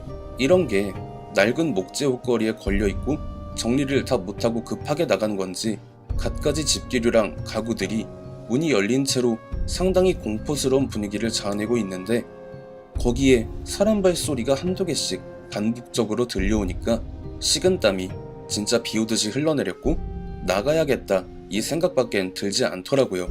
그렇게 밖으로 나가려고 발길을 돌리는데 그 어깨 위에 손이 올려지는 느낌이 드는데 한 개가 아니라 두 개예요. 어깨 양옆에 손이 한 개씩 얹어지는데 뭐지 싶어서 옆을 두리번거려도 눈에 보이는 건 아무것도 없었습니다. 그저 제 거친 숨소리와 적막감만이 가득한 그 공간 안에서 청소년 정도의 연령대로 추정되는 남자 한 명, 여자 한 명의 비웃음 소리가 가득 메워졌어요. 이건 곤지암 남양정신병원, 하얀 지붕 영덕흉가, 이 두 개는 진짜 상대가 안 된다는 생각이 들 수밖에 없었죠. 그곳에선 그 어떤 물리적인 접촉도 없었거든요. 하다 결국 극도의 공포감에 울먹울먹 하고 있는데 어깨 위에 손이 얹어진 그 감각이 사라져서 그 순간은 안도감이 들면서 빨리 나가자 하고 어떻게든 발을 움직이려는데 제 머리 위에서 타박타박 소리가 들립니다. 그 집 천장 높이가 옛날 집치고는 상당히 높은 편이었어서 길고양이 뭐 이런 게 있을 수는 있겠다 하겠지만 이건 그냥 사람 발소리였어요. 양말바람보단 버선발 차림? 그런 소리에 가까운데 도저히 올려다볼 용기가 나지 않는 그 천장 쪽에서 이제는 아예 걷는 게 아니라 우다다다 뛰는 소리가 들리면서 저는 결국 그 자리에 주저앉고 말았죠. 도저히 움직일 정도의 정신력이 남아있지 않았습니다. 소위 기빨린다고 하는 그런 느낌이 온 전신에 느껴지면서 이대로 바깥하고 차단된 이 공간 안에서 죽나보다 체념을 하고 있는데 A양의 목소리가 들렸습니다. 아직 안 나오셨나봐. 여기 그렇게 볼 거 많이 없는데. 그 순간 저는 이 소리밖에 안 나오는 입을 억지로 열어서 나 좀 빨리! 이렇게 소리를 질렀습니다. 그리고 바로 뛰어오는 소리와 함께 그 안방의 문이 열렸고 A양과 큰형님이 들어와서는 제 모습을 보더니 심상치 않음을 느꼈는지 바로 부축을 해서 그 지옥 같은 곳으로부터 벗어날 수 있었던 것이었죠. 저는 그 당시에 너무 큰 충격을 받아서 다른 일행들이 마당에서 라면을 후루룩 짭짭하고 있는 상황에서도 혼자 봉고차에 들어누워서 가쁜 숨을 들이킬 수밖에 없었습니다. 정말 단언하건대 번개 만남으로라든지 아니면 개인적인 동호회에서라든지 흉가에 가서 그 이전에도 그 이후에도 이런 류의 일을 겪은 적이 없습니다. 그 이후로 경남의 산속이라기보단 수풀에 가려진 그 화전민의 마을터는 가본 적이 없었고 여전히 가볼 생각이 없습니다. 다만 한 가지 궁금한 건 요즘엔 산이고 들이고 싹 다 갈아엎고 아파트를 짓고 하니까 아마 사라지지 않았을까라는 궁금증이 있네요. 그게 벌써 19년 전의 이야기니까요. 저번 이야기에 비해 생각보다 길이는 짧은데 임팩트만큼은 강렬할 거라고 생각합니다. 그럼 이번 이야기의 조회수도 2000회가 넘어가길 바라며 이만 마치겠습니다. 혁이 아빠님이 19년 전에 가셨었다는 경남에 있는 화전민터 흉가, 실제로 있는 장소인지는 확인이 되진 않지만 불과 13년 전 정도만 하더라도 우리가 살고 있는 도심의 사이에도 숨겨져 있는 흉가가 정말 많았어요. 요즘에야 전국적으로 재개발 열풍이 불어서 전부 사라지고 있지만 그래도 아직 남아있는 곳이 적지 않게 있지 않을까 생각이 듭니다. 시청해주신 모든 분들 감사드리며 구독과 좋아요 알림 설정 부탁드립니다. 실제로 겪은 실화를 바탕으로 한 검통 공포라디오. 오늘 들려드릴 이야기는 시청자 혁이아빠님께서 보내주신 이야기로 과거 업로드했던 혁이아빠님의 이야기 중 중고차에 딸려온 2명의 귀신과 이어지는 이야기이며 역시 제가 과거 업로드했었던 나주흉가의 번개 만남으로 흉가 파티를 결성하여 다녀오셨던 이야기입니다. 과연 어떤 이야기일지 지금 바로 알아보도록 하겠습니다. 이 이야기를 이렇게 늦게 제보하게 될 줄은 전혀 몰랐습니다. 라기보단 까먹고 있었다가 제 이야기의 재생 목록을 듣던 중에 갑자기 생각이 났거든요. 그래서 생각난 김에 말씀을 드려야겠다 했습니다. 제가 당시 타고 다녔던 과거의 에마 6호란도를 중고차 시장에서 막 건져온 지 얼마 안 됐을 무렵 퇴근 후에 방에서 뒹굴거리며 심심해하던 차에 번개 만남을 급하게 구하다가 딱 3명이 걸려들었죠. 처음엔 흉간이 뭐니 말을 하지 않고 거의 납치 비슷하게 가려는 계획을 가지고 혼자 낄낄거렸지만 희한하게 그런 사람들만 꼬였었던 건지 만남에 나온 3사람 전부 흉가 얘기를 꺼내며 화기애애한 분위기가 연출이 되니 들떠있던 제 심장은 어느새 차갑게 식어버렸고 김이 팍 새서 창밖만 보고 있었더랬습니다. 그러다가 모임에 나왔던 여자 2명 중 한 명인 A양이 저에게 이렇게 말을 하더라고요. 사실 같이 나온 B양하고 자기가 일행인데 나주에 있는 흉가에 가려고 번개만남 채팅을 기웃거렸지만 차를 가지고 있다는 사람을 계속 찾지 못하다가 제가 걸려든 거라고 하며 함께 갈 생각이 없냐는 말이었죠. 여기에 마지막 남자 일행인 오군 역시 자신도 같은 생각이라며 저를 끈질기게 설득했고 결국 여기에 넘어간 저는 그들을 차에 태운 뒤 조수석에서 지도를 보며 방향키를 잡은 오군과 함께 이런저런 이야기를 하며 그 기억조차 하기 싫은 거지 같은 곳을 향해 출발했습니다.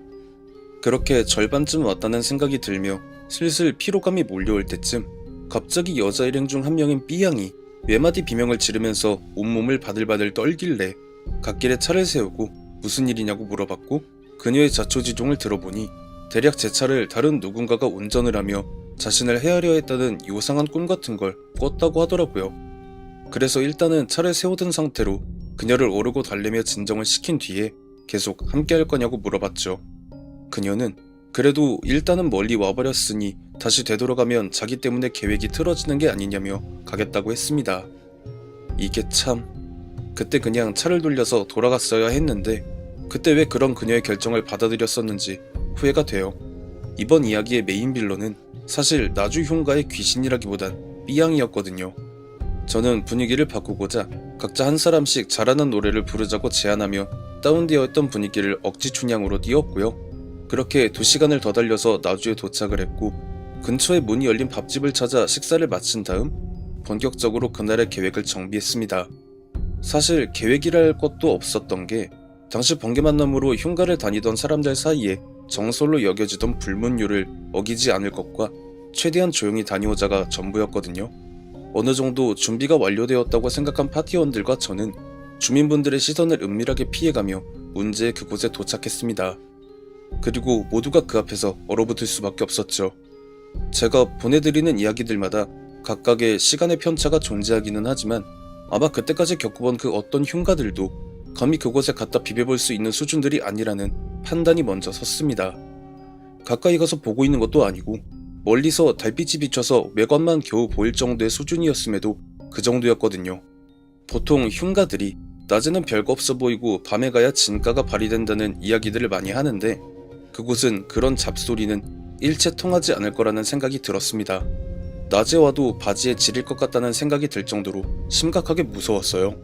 그렇게 모두가 10여 분 정도 아무 말도 없이 서로 얼굴만 스캔하며 침묵이 유지되던 중에 A양과 오군이 제 뒤로 서면서 거의 울먹이다시피 하며 못 들어가겠다고 말을 하기에 저 역시 그래?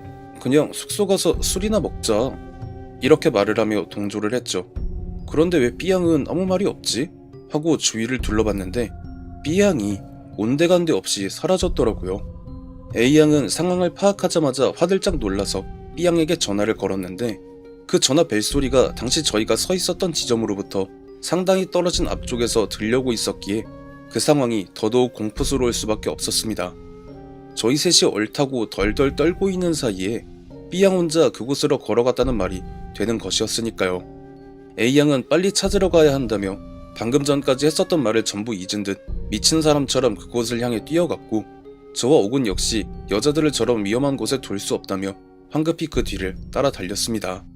결국 들어가려 시도조차 하지 못했던 그곳에 일행 모두가 발을 들인 상황에서 B양의 핸드폰 벨소리는 점점 크게 들려왔죠. A양은 그곳의 문을 열기는 했지만 아예 진입조차 하지 못하고 발만 동동 구르고 있었고 뒤따라서 도착한 저와 오군을 애처롭게 보며 둘이서 들어가서 B양을 찾아서 나와주면 안 되겠냐는 부탁을 하는데 상황이 참 난감했죠. 사람이 5이면 B양과 1명을 더해 남겨둘 수 있을 텐데 하필이면 4명이라 저와 오군이 그곳에 들어가면 결국 A양 혼자 남게 됐었거든요. 결국 A양을 차에 데려다 놓고 다시 올라온 저와 오군은 황급히 흉가 안으로 들어가 B양의 이름을 부르며 찾기 시작했습니다. 그런데 말이에요. 그 흉가가 층이 높다거나 규모가 그렇게 넓고 하지가 않아서 찾는다면 금방 찾을 줄 알았는데 한번 갔던 데를 또 가고 했는데도 B양의 머리카락 한 올조차 발견을 하지 못하는 상황이 지속이 되니까 설마 얘가 차 있는 데로 돌아갔나 싶어 A양에게 전화를 했더니 A양은 전혀 그런 일이 없다며 울먹이기만 하더라고요. 그렇게 결국 경찰에 신고를 하려는 그 순간 위층에서 B양의 목소리가 들려왔습니다. 나 여기 있어.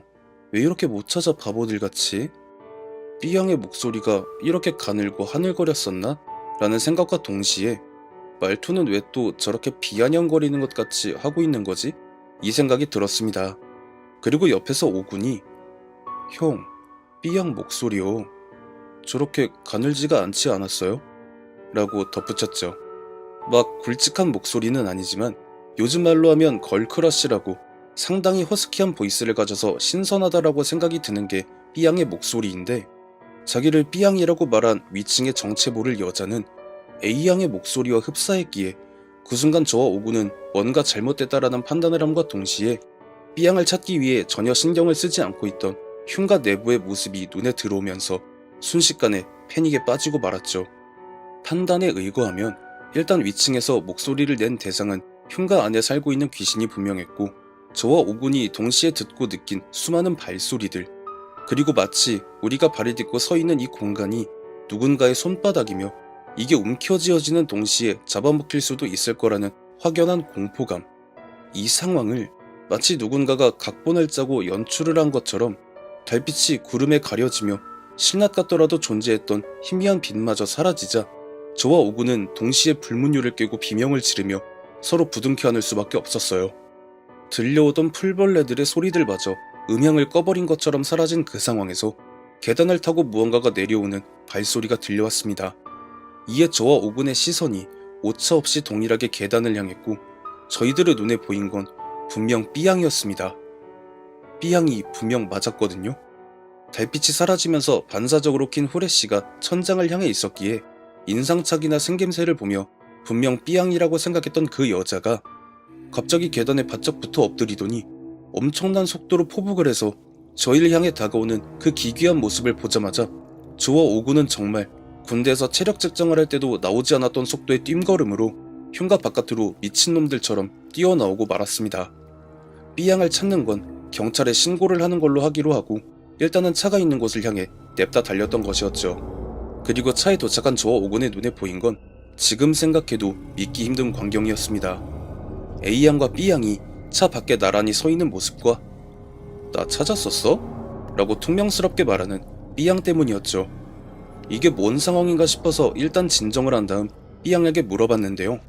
일단 B양은 흉가 안에 들어간 적이 없었고 저와 오군과 A양이 얼어붙어 있을 때 갑자기 화장실에 가고 싶어져서 저희에게 말을 했고 급히 볼일을 볼 곳을 찾아 숲으로 들어갔다가 나와보니까 아무도 없길래 흉가 쪽으로 갈까 차 있는 쪽으로 갈까 하다가 차에 도착을 하니 A양이 반쯤 미친 사람처럼 자신을 부둥켜 안고 펑펑 울더라.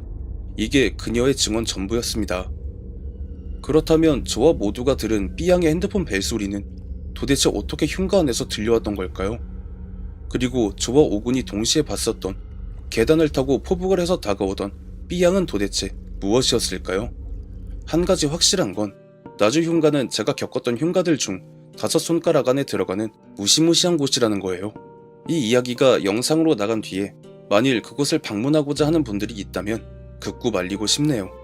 그 흉가를 전체적으로 다 겪은 것도 아니고 살짝 찍어서 맛만 본 게 그 정도였으니 만약 제대로 홀린다면 어떤 일이 일어날지 장담할 수 없다는 말씀 드리면서 이야기 마치겠습니다.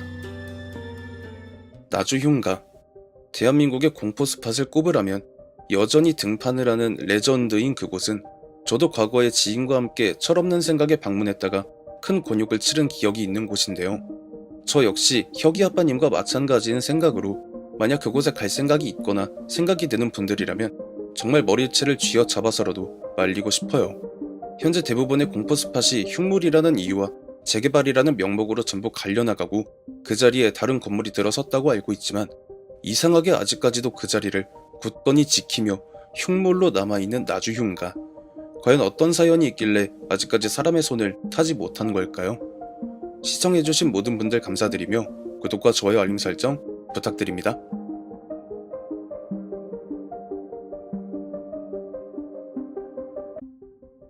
실제로 겪은 실화를 바탕으로 한 검통 공포라디오. 오늘 들려드릴 이야기는 시청자 혁이아빠님이 보내주신 이야기로 혁이아빠님께서 군복무를 할 당시에 겪었던 이야기라고 합니다.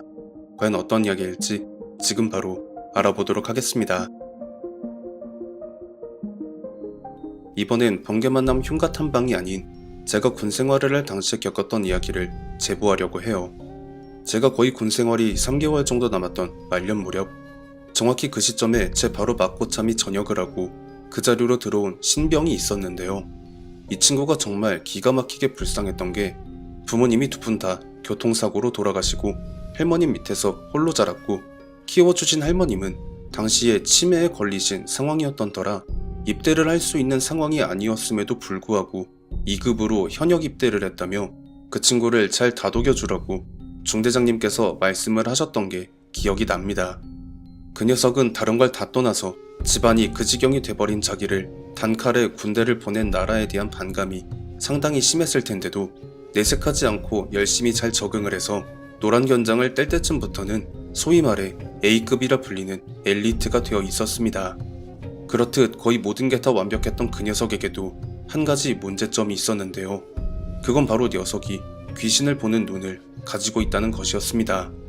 그러던 어느 날 녀석과 제가 대공초소 새벽 2시 근무를 함께 나갔던 날이었습니다. 그 녀석이 제 뒤를 따라 대공초소로 올라가면서 계속 움찔거리며 혼자 한숨을 쉬길래 초소에 올라가서 물어봤죠. 야, 너 귀신 보냐? 제 말에 녀석은 화들짝 놀라며 이병, 정, 유, 근 아닙니다! 하지만 군생활이 막바지에 이른 제대 말년의 날카로운 촉을 그리 쉽게 간파하기가 힘들거든요. 저는 녀석을 30분간 추궁을 해봤지만 한사코어 아니라는 말만 하길래 언제까지 구라를 칠 수 있나 보자며 사수석으로 돌아가서 10분 동안 카운트를 세면서 녀석의 반응을 떠보고 있었고 아니나 다를까 헉 하면서 초소의 외벽에 하이바가 부딪히는 소리가 들리길래 저는 후딱 가서 녀석의 옆구리를 콕하고 찌르고는 이렇게 말을 했죠. 야, 부사수석 바로 밑이 묘짜리야 임마. 그런데 보통 고참이 이런 행동을 하면 곧장 차렷자세로 관등 성명을 대야 하는데도 불구하고 녀석이 제가 처음 가서 옆구리를 찌르기 전 그 자세 그대로 얼어붙어서 계속 어버버하고 있는데 자세히 보니까 녀석의 눈이 향하는 곳이 부사수석 바로 밑에 있는 무덤이 아니라 저 멀리 포상 쪽을 보고 있는 거예요. 이상하네. 포상이 있는 쪽 바로 앞은 부대와 민간인 거주 지역을 나누는 철책의 경계선 쪽인데 그 너머엔 묘짜리고 뭐고 아무것도 없거든요. 심지어 군 생활을 하는 동안 부대 내에서 귀신을 봤다는 숱한 목격담들 중에도 포상 쪽 라인에서 뭔가를 봤다는 이야기는 전혀 없었기도 했고요. 그때 녀석이 돌연 제게 이렇게 말을 하더라고요. 손지혁 병장님, 혹시 포상 라인 쪽에서 과거에 돌아가신 분들이 계십니까? 이게 대관절 무슨 귀신 신나라 까먹는 소리인가 싶어서 나 군 생활하는 동안 저기서 뭘 봤다는 사람은 없었어. 이상해서 그렇습니다. 포상에 올라간 오리콘 포신에 어떤 여자 둘이 있는데 계속 번갈아 뛰면서 손뼉을 맞추고 있습니다. 정말 처음 듣는 이야기였습니다. 그래서 혹시 이놈이 갈굼당하기 싫어서 일부러 연기를 하는 건가 싶어서 반응을 한번 더 떠보기 위해 포상 쪽을 보며 휘파람을 길게 불어봤는데요. 그 순간 녀석이 제 입을 손으로 턱하고 막으면서 손지혁 병장님, 쟤네들이 제일 싫어하는 게 휘파람 소리입니다. 지금 쟤들이 손지혁 병장님 휘파람 소리 내자마자 하던 행동 전부 멈추고 둘 다 똑같은 포즈로 손지혁 병장님 노려보고 있습니다. 녀석이 제게 이렇게 말을 하던 도중 갑자기 말을 끊고 포상 쪽을 보더니 온 몸을 파들파들 떨면서 계속 좆됐다 좆됐다 이 말을 하길래 아니 뭔 상황이 왜 뭐가 좆됐다라는 건지 설명을 해주면서 말을 하던가 이제 막 들어온 신병이 나를 무시하나 싶어서 그 녀석을 초소 외벽으로 밀쳐버렸죠. 야, 지금 니 짬에 나한테 그렇게 행동하는 게 말이 된다고 생각하냐? 이 새끼 이거 완전 또라이 새끼네. 녀석은 제가 화를 내는데도 제 눈을 쳐다보지 않고 계속 포상을 보면서 좆됐다 좆됐다 이 말만을 반복했고요. 야, 이 씨발놈아, 뭐가 좆됐다는 건지 말을 해야 할 거 아니야. 그러자 녀석이 제 눈을 똑바로 응시하면서 쟤네들 지금 누가 먼저 손지혁 병장님 잡을 거냐고 히히덕거리면서 내려오고 있습니다. 지금 거의 초소 바로 앞까지 내려왔습니다. 뭐? 뭔 개소리야 지금. 아무것도 안 보이는데. 이 새끼가 좋게 대해주니까 고참을 희롱하려고. 녀석의 말에 더욱더 황당해진 제가 작심하고 녀석을 갈구려 빌드업을 하고 있던 중에 돌연 여자들의 웃음소리가 초소 주변을 가득 채웠습니다. 이게요, 정확하게 어떤 소리였다라고 정의를 내리기가 쉽지가 않은 게 바람소리 같기도 하고 웃음소리 같기도 한데 일정한 템포로 높낮이 없이 피아노로 도레미파솔 중 도만 치는 그런 느낌이었다고 할 수 있을 것 같습니다. 한쪽이 웃고 다시 다른 한쪽이 웃고 이런 식으로 앞에서 들렸다가 옆에서 들렸다가 뒤에서 들렸다가를 반복하고 있었죠. 이 씨발로마, 귀신 볼 줄 알면 어떻게 좀 해보라고. 저는 거의 울먹이면서 녀석에게 말을 해봤지만 녀석은 이미 기절해서 입에 거품을 물고 고꾸라진 상태였습니다. 그리고 그 웃음소리가 급기야 제 바로 옆과 뒤에서 들려왔고 저 역시 거의 졸도 직전에 도달하고 있던 그때, 마, 니들 먹고 썩 저리 안 꺼지나? 당시 일찍 사관이었던 행보관의 호통소리가 들려왔고 그 순간 저를 괴롭히던 그 웃음소리들이 싹 사라졌습니다. 행보관님은 그 자리에서 무전기로 상황을 설명하며 근무를 조금 빨리 교대해야 할 것 같다며 지통실에 있던 일찍 하사에게 전달을 했고 한 10분쯤 지나 다음번 대공초소 근무자들이 허겁지겁 뛰어 올라오는 게 보였습니다. 그리고 저는 정신줄을 놔버리고 말았고요. 저는 그때 받은 충격 때문에 거의 이틀 동안 내리 잠만 잤고 어느 정도 몸을 추스린 뒤에야 행보관님께 당시 상황을 전해 드릴 수 있었습니다. 새벽 시간대라 조금씩 졸음이 몰아칠 무렵 갑자기 인터폰이 켜지면서 벼랑간 여자들 웃음소리가 들렸다고 해요. 그때 행보관님은 뭔가 이상한 낌새를 채고는 당직 하사에게 무슨 일 있으면 무전을 칠 테니까 졸지 말고 기다리라고 하고는 곧장 뛰어서 대공초소 쪽으로 가고 있었는데 대공초소 부사수석에 제가 서 있는 모습과 제 목을 조르며 웃고 있는 여자 한 명과 그 뒤에서 제 머리털을 쥐어뜯고 있는 다른 여자 한 명이 보였는데 무슨 인상착의가 전설의 고향에나 나올 법한 소복 차림에 탄약고를 비추는 가로등 불빛에 보여지는 여자들의 생김새가 마치 복붙을 해놓은 것처럼 똑같더라고 해요.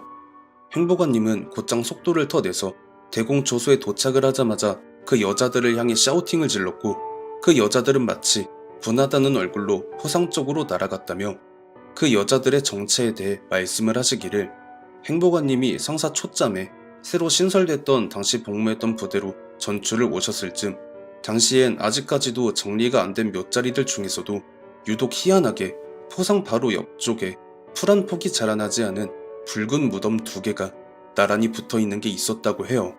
그 무덤의 사방엔 잡초가 무성한데 유독 그 봉분이 시작되는 부분부터 새싹 한 올 없이 깨끗한 상태인 것이 너무 이상해서 섣불리 이장을 했다가 불미스러운 일이 벌어질까 싶어 차일피일 미루다가 당시 부임해온 대대장이 하필이면 천주교 신자여서 그딴 게 어딨냐며 이장을 강행을 했다고 해요. 하지만 생각 외로 진짜로 별일이 없었다가 어느 날 새로 들어온 신병에 의해 한 가지 어떠한 일이 발생을 했다고 합니다. 이 군대라는 게 전국 각지에서 별의별 인간 군상이 다 모이는 곳이라 부모님이 장의사라 연기를 느끼는 사람도 있었고 그냥 영안이 있는 사람까지 다양했는데 희한하게 귀신을 봤다는 해당 부류의 사람들의 목격담엔 포상 쪽에서 뭔가를 봤다는 말은 일절 없었다가 제가 복무했던 그 시점으로부터 6년 전쯤에 박수무당 하나가 신병으로 전입을 받는데 전입 첫날 부대 전경을 맞선임에게 소개받다가 그 포상 자리에 멈춰 서더니 만약에 이 포상에서 무언가 보인다는 사람이 나타나게 된다면 뒤도 돌아보지 말고 바로 다른 부대로 전출을 보내야 한다며 원래 이 자리에 있던 무덤의 주인들은 산적에게 안 좋은 일을 당하고 살해된 다음 묘비 없이 그냥 흙만 덮어서 이 자리에 매장이 됐는데 그 한이 너무나 깊어서 어지간해선 연기를 느끼거나 영안을 가지고 있다고 해도 보기가 힘들 정도로 그 한의 크기가 장난이 아니기 때문에 만약 이들을 볼 수 있는 사람이 나타난다면 필시 그 사람을 통해 자기들의 한을 풀려고 할 것이 뻔하기 때문에 이런 말씀을 드리는 거라고 했다고 하시더라고요. 실제로 그 당시 박수무당 신병의 말이 거짓이 아니라는 걸 보여주는 일이 실제로 일어났습니다. 그 신병 녀석이 그날 저와 대공초소에서 그 일을 겪고 난 다음부터 정신 이상 증세를 보였고, 흡사 빙의된 사람처럼 벼랑간 여성스러운 행동을 한다거나 녀석의 목소리가 앳된 처녀의 목소리처럼 나온다거나 하는 일이 계속 됐었거든요. 결국 당시 행보관님과 주임원사님 그리고 대대장님이 의견을 종합하여 그 녀석에게 복무 부적합 판정을 내려 녀석은 의병제대를 했죠. 죽은 이가 품은 한의 크기로도 그들의 존재를 식별할 수 있다는 그 등급이 존재한다는 걸 그때서야 처음 알게 되었고, 제가 제대를 하던 날 행보관님께 녀석의 안부를 물어봤는데요. 행보관님의 대답은 실로 충격적으로 녀석이 전역을 한 지 얼마 안 된 사흘이 지나던 날 결국 스스로 목숨을 끊는 비극적인 선택을 했다는 그 말에 괜한 죄책감이 몰려오며 그날의 일을 후회했습니다. 만약 제가 그 녀석에게 귀신 볼 줄 아냐고 그 말만 안 했어도 녀석이 그 더럽게 꼬인 여자들에게 해를 입지 않았을 수도 있었으니까요. 그녀들이 안 좋은 일을 당했고 그 한이 얼마나 깊은지는 알 수 없지만 왜 굳이 그 산적들하고 별 상관도 없이 나라의 부름에 의해 거의 강제로 끌려와 군복무를 해야 했던 한 사람의 인생을 도루묵으로 만들어 버렸는지 도저히 이해를 할래야 할 수가 없을 것 같습니다. 화풀이를 할 거면 비슷한 사람한테나 하던가. 참 꼬여도 대배 꼬이다 못해 라면 면발이 울고 갈 정도의 인성질을 한 그 귀신들, 성불은 개뿔 지옥에나 떨어지길 간절히 기도하겠습니다. 시청해주신 모든 분들 감사드리며 구독, 좋아요, 알림 설정 부탁드립니다.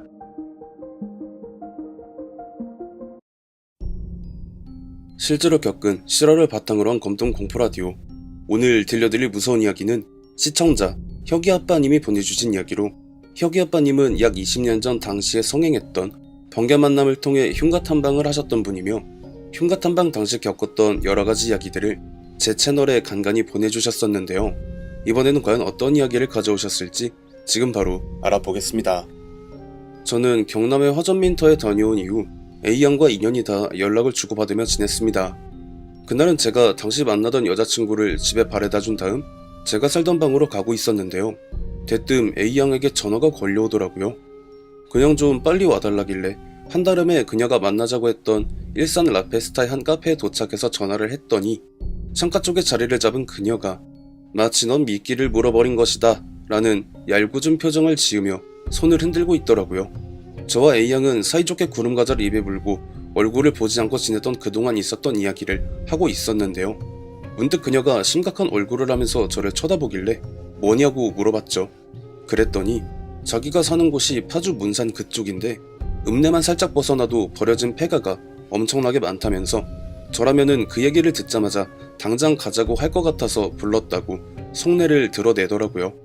A양에 대한 사심이 아예 없지는 않았어서 못 내키는 척 알았다고 수락을 하자마자 제가 밖에 세워놓은 제 에마에 착석을 하더라고요. 그렇게 A양이 조수석에서 가리키는 방향으로 전력 질주를 한 지 얼마 지나지 않아서 내린 곳은 말 그대로 가로등 불빛 한 점조차 없는 허허벌판의 한가운데였고요. 제 에마의 헤드라이트가 비추는 반경을 보아하니 사람이 전혀 살지 않는 그런 말 같아 보였습니다. 논두렁 한가운데에 나있는 흙길 사이로 온갖 쓰레기들이 던져져 아수라장이 되어 있는 논들과 저 멀리 희꾸무리하게 보이는 초가집들까지.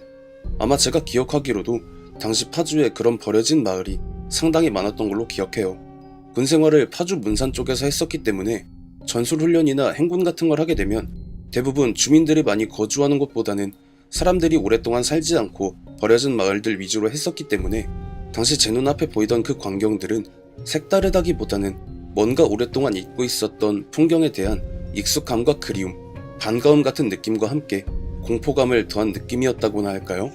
그러다가 A양이 메고 있던 커다란 크로스백에 눈길이 가서 그게 뭐냐고 물어봤죠. 제가 신경을 못 쓴 건지 안 쓴 건지는 몰라도 그 전까지는 전혀 그런 가방을 메고 있다는 걸 몰랐었거든요. 제 물음에 A양은 잠깐 머뭇거리더니 이내 제 에마의 앞범퍼에 가방을 내려놓고는 안에 있는 물건들을 하나하나 조심히 꺼내서 나열하더라고요.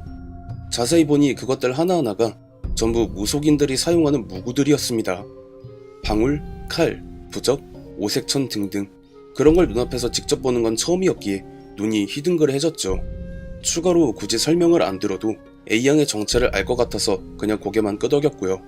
다만 왜 무속인인 그녀가 평범한 회사원 코스프레를 한 건지, 또 왜 다른 남자들이 아닌 나를 여기에 데려온 건지가 궁금했습니다. 그리고 그 질문에 대한 A양의 답변은 이랬죠. 지금 눈앞에 보이는 마을이 이 꼬라지가 난 게 오래전에 마을에 상주하던 무당이 신발이 떨어져서 손님이 끊기고 신딸마저 받지 못하게 되자 무속인으로서는 절대 건드려서는 안 될 금기에 손을 댔고, 그 여파로 인해 마을의 수호신들과 정기가 지맥 아래로 잠겨버렸다고 해요. 그런데 그 마을의 정기를 오랫동안 땅 위로 끄집어 올리지 않으면 그 영향이 다른 지역으로까지 넘어가 영향을 끼칠 게 분명한데, 이걸 해결해 보려고 일부러 번개만남으로 흉가 탐방을 하면서 일반인 행세를 하며 양기가 상대적으로 강한 남자를 꼬드겨서 데려오면 대부분이 도망가거나 정신을 잃는 상황만 번복됐었는데, 그런 A양의 눈에 들어온 저는 앞서 대동했던 다른 남자들과는 전혀 다른 결과를 가져올 것이라는 걸 확신할 수 있었다는 것이었죠. 한마디로 저를 몸빵용으로 써먹으려고 꼬드겼다라는 개소리를 장황하게 늘어놓은 셈이었어요. 저는 그 말을 듣자마자 개소리하지 말라고 쌍욕을 박아놓고 그대로 차에 올라탄 뒤 문을 잠궈버렸습니다. 그리고 후진기어를 넣고 악셀을 밟으려는데 대뜸 A양이 가부좌를 들고 바닥에 털썩 앉아서는 방울을 흔드는 거예요. 제가 지금 뭘 하는 건가 싶어서 차에서 내린 저는 A양의 어깨를 치면서 지금 뭐 하는 거냐고 물어봤죠. 그랬더니 A양이 눈을 딱 떴거든요. 두 눈에 흰자위만 있는 상태로 섬뜩한 그런 표정을 지으면서 이렇게 말을 하더라고요. 네가 나를 따라서 여기에 들어온 순간부터 넌 내 허락 없이 여기서 못 나가게 된 거야. 그러니까 허튼 수작 부리지 마. 이렇게 말을 하면서 입꼬리를 살짝 올리는데 도저히 장난을 치는 것 같지가 않더라고요. 오죽하면 얘가 다른 사람들하고 짜고 치고 나한테 몰래카메라 같은 걸 하는 건가 생각도 들었었죠. 그렇게 황당한 대치 상황이 이어지던 중에 제 핸드폰이 울리길래 받아봤더니 여자친구였습니다. 지금 어디야? 어쩌자고 그런 데를 따라가? 너 거기로 끌고 간 그년 사람 아니야. 빨리 도망쳐. 이런 말을 하는 당시 여친 또한 A양과 마찬가지로 무속인이었기 때문에 그 말 때문에 더욱 온몸이 굳어질 수밖에 없었죠. 어차피 너는 내 허락 없이 여기서 못 나간다는 A양의 섬뜩한 경고와 A양이 사람이 아니니 빨리 도망치라는 여친의 전화, 그렇게 얼떨결에 A양을 쳐다봤는데 A양이 제가 들고 있는 핸드폰을 정말 죽일 듯이 노려보면서 막 고래고래 소리를 지르는 거예요. 네가 뭔데 다된 밥에 재를 뿌려? 그렇게 고함을 지르며 자리에서 일어나는 A양의 움직임이 비틀거리는 걸 확인한 저는 재빨리 제 에마에 타서 후진을 밟았습니다. 일단 살고 봐야 한다는 판단 때문인지 후미등 불빛밖에 없는 그 상황에서 차선 이탈 없이 직진 차선에 도달했고 헤드라이트에 의존해서 대관절 어딘지도 모를 그 엿 같은 곳을 빠져나오는 데 성공했고요. 당시 제 방에 도착해서 문을 열었더니 무복을 곱게 차려입은 여친이 정말 귀신 같은 눈초리로 저를 쏘아보더라고요.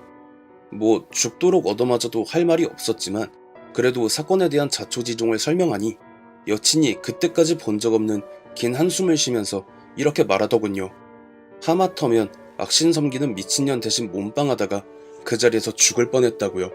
그러니까 당시 여친의 말을 그대로 인용을 하자면 A양이 저를 데리고 간 그 버려진 마을은 이미 의식을 위한 준비가 다 끝나 있는 상태였는데, 의식을 하기 위해선 보통의 남자보다 양기가 몇 배는 더 강한 남자를 데려가서 그 지맥이 흐르는 중심에 말뚝박기를 해야 마무리가 된다고 해요.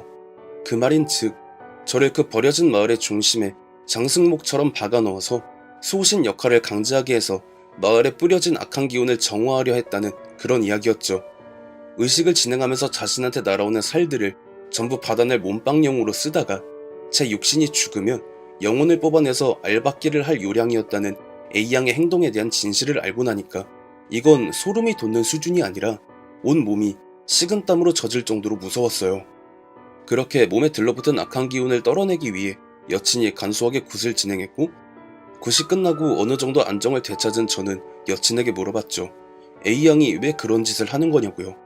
섬기는 신이나 영역은 달라도 어쨌든 같은 무속인이니 알만하지 않을까 해서 했던 제 질문에 여친이 이렇게 말을 하더라고요. 조상대대로 상속받아온 땅이 그 마을에 속해 있는데 A양이 말했다시피 그 땅에는 악한 기운이 스며들어서 사람이 살 수 없게 되니까 자연스레 그 땅이 가지고 있던 가치는 휴지 조각이 됐을 것이고, 땅에 다시 사람이 살게 해서 가치가 높아져야만 그 땅을 팔아서 자기 손에 돈을 쥘 수 있으니 그랬을 것이 뻔하지 않겠냐는 말이었습니다. 한마디로 고작 돈 때문에 자기랑 별반 상관도 없는 남자들을 데려다가 희생시키려 했다는 게 너무 끔찍했습니다.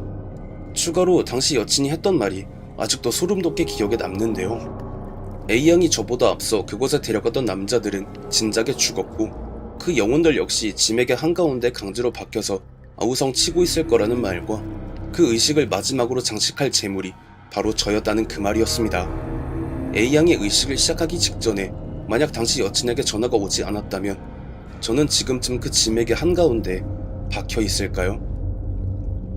제가 공포라디오 채널을 운영하면서 받아온 갖가지 사연들 중에서 단연 무서운 건 역시 사람이 무서운 이야기 같습니다. 순전히 돈 때문에 무고한 남성들을 꼬드겨서 강제로 의식을 행하고 악한 기운을 대신 받아낼 액바지로 사용을 하다가 그 생명이 다하는 즉시 영혼을 뽑아내어 정화시켜야 할 땅의 한가운데에 박아서 장승목처럼 사용을 하려 했던 A양. 혁이 아빠님이 보내주신 이야기의 끝엔 당시 혁이 아빠님이 희생을 당할 뻔 하셨던 것으로 추측되는 그곳엔 현재 신도시가 들어서 있다는 말과 함께 그 주소지가 같이 적혀 있었으나 이 영상에서는 굳이 밝히지 않으려 합니다. 어쨌든 A양은 결국 다른 남성을 희생시켜서 자신의 목적을 완수한 셈이네요. 시청해주신 모든 분들 감사드리며 구독과 좋아요 알림 설정 부탁드립니다.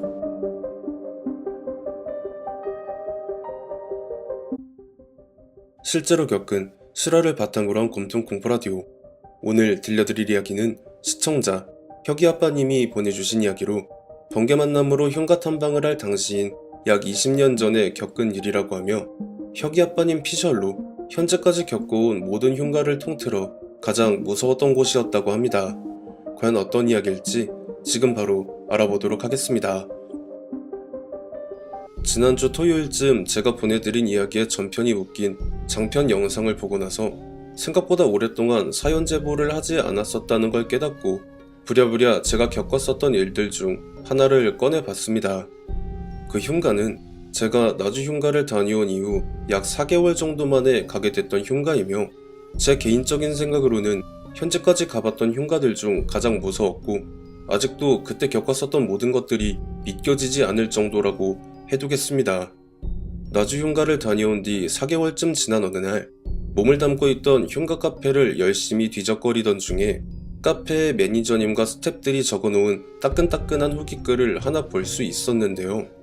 워낙에 외진 곳에 있었던 데다가 상대적으로 잘 알려지지 않은 곳이라서 별다른 대비 없이 몸뚱아리와 부적 몇 장만 들고 갔는데 생각지도 못한 것들을 보고 겪었다며 함께 갔던 스태프들 중에 한 명이 중환자실에서 의식을 차리지 못하고 있는 상황이니 무슨 일이 있어도 절대 가지 말 것과 정 가야겠다 싶으면 반드시 무속인을 필히 대동한 상황이어야 할 것을 분명히 경고하고 있었습니다. 여기에서 구미가 당긴 저는 인터넷 포털에 해당 흉가의 소재 지역과 위치를 검색해봤지만 확실히 그 어떠한 정보도 없었기 때문에 카페 매니저님께 흉가의 위치를 캐낸 다음 번개팅에 제 나름대로 상당히 자극적인 제목을 띄워서 함께 갈 용자들을 구했죠. 단 20분이 채 지나지 않아 모이게 된 일행들에 대해 소개를 하자면 심령현상 연구를 주로 하고 있다던 22살의 A양이 있었고요. 이제 갓 신내림을 받은 따끈따끈한 신력이 자랑거리라고 떠들어대던 25살의 B군, 마지막으로 해병대 부사관인 중사로 전역을 했다는 31살의 C군까지 총 3명, 그리고 저를 포함해서 총 4명의 인원이 모였더랬습니다. 사람이란 게 모름지기 얼굴을 마주하고 탐색을 해보기 전까지는 모르는 법. 요즘처럼 SNS가 활성화되어 있지도 않았던 시절이라 각지각곳에 온갖 뻥쟁이들이 난립하던 시기였던 터라 저는 각자를 상징하는 물건들을 하나씩 챙겨올 것을 주문했었죠. 저야 뭐 수많은 번개 만남으로 흉가를 다녀온 흔적이 이곳저곳에 묻어있는 저의 애마가 곧 저라는 사람 그 자체를 상징하기에 다른 물건은 챙기지 않았고 A양은 수맥 탐지봉을 비롯한 전자기장 탐지기를 가져왔으며 B군은 아예 나 무속인이오 하는 물건을 싹 다 챙겨서 왔으며 마지막으로 C군은 자신이 입던 전투복과 전투모를 그대로 입고 오는 등 그들이 전부 뻥쟁이가 아니라는 걸 확인한 저는 그들을 제 에마에 태운 뒤 카페 매니저님을 통해 입수한 그 문제의 흉가로 출발을 했죠. 그렇게 달리고 달려서 흉가의 턱 밑까지 도착을 했는데 갑자기 조수석에 타고 있던 B군이 저에게 말을 하기를 도대체 그 흉가가 어떤 곳이길래 아직 도착을 하지 않았는데도 이런 기운을 내뿜고 있는 거냐고 하더라고요. 심한 독감에 걸려서 머리를 쉴 새 없이 두드려댈 때의 두통과 거의 흡사하면서 과식을 해서 급체를 한 것 마냥 속 내부가 전부 뒤집어지는 감각 때문에 정신을 못 차리겠다고 하소연을 하는 것이었습니다. 그러면서 차에서 득달같이 내려서는 속에 있는 모든 걸 다 고통스럽게 개워낸 B군은 몇 발자국 앞으로 가더니 어느 한 지점을 짚으면서 형님, 아무래도 형님이 찾는 흉가가 요 위에 있는 것 같은데요? 라고 하자 해가 진 지 한참이 지나 앞이 안 보일 정도로 어두웠는데 B군이 가리키는 그 방향 쪽으로만 마치 횃불로 밝힌 것처럼 환해지는 도저히 믿기 힘든 그런 현상이 벌어지는 거예요. 그리고 B군의 손가락이 가는 방향을 올려다보니 낡은 슬레이트 지붕이 다 떨어져서 붕괴 직전으로 보이는 폐가가 하나 보였고요. 그렇게 A양과 B군 그리고 저까지 전부 얼어붙어서 올라갈지 말아야 할지에 대해 고민을 하고 있을 쯤에 C군이 대뜸 그 길 쪽으로 가더니 이까짓 게 뭐 별거냐고 막 혼자 씩씩대면서 해병대 병사들이 귀신을 잡는다면 부사관들은 귀신들 대장도 때려잡을 수 있다고 하면서 군홧발로 우악스럽게 길을 짓이기며 올라가는 그 모습을 따라 다 함께 그의 등 뒤편에 서서 천천히 그 흉가를 향해 올라갔죠.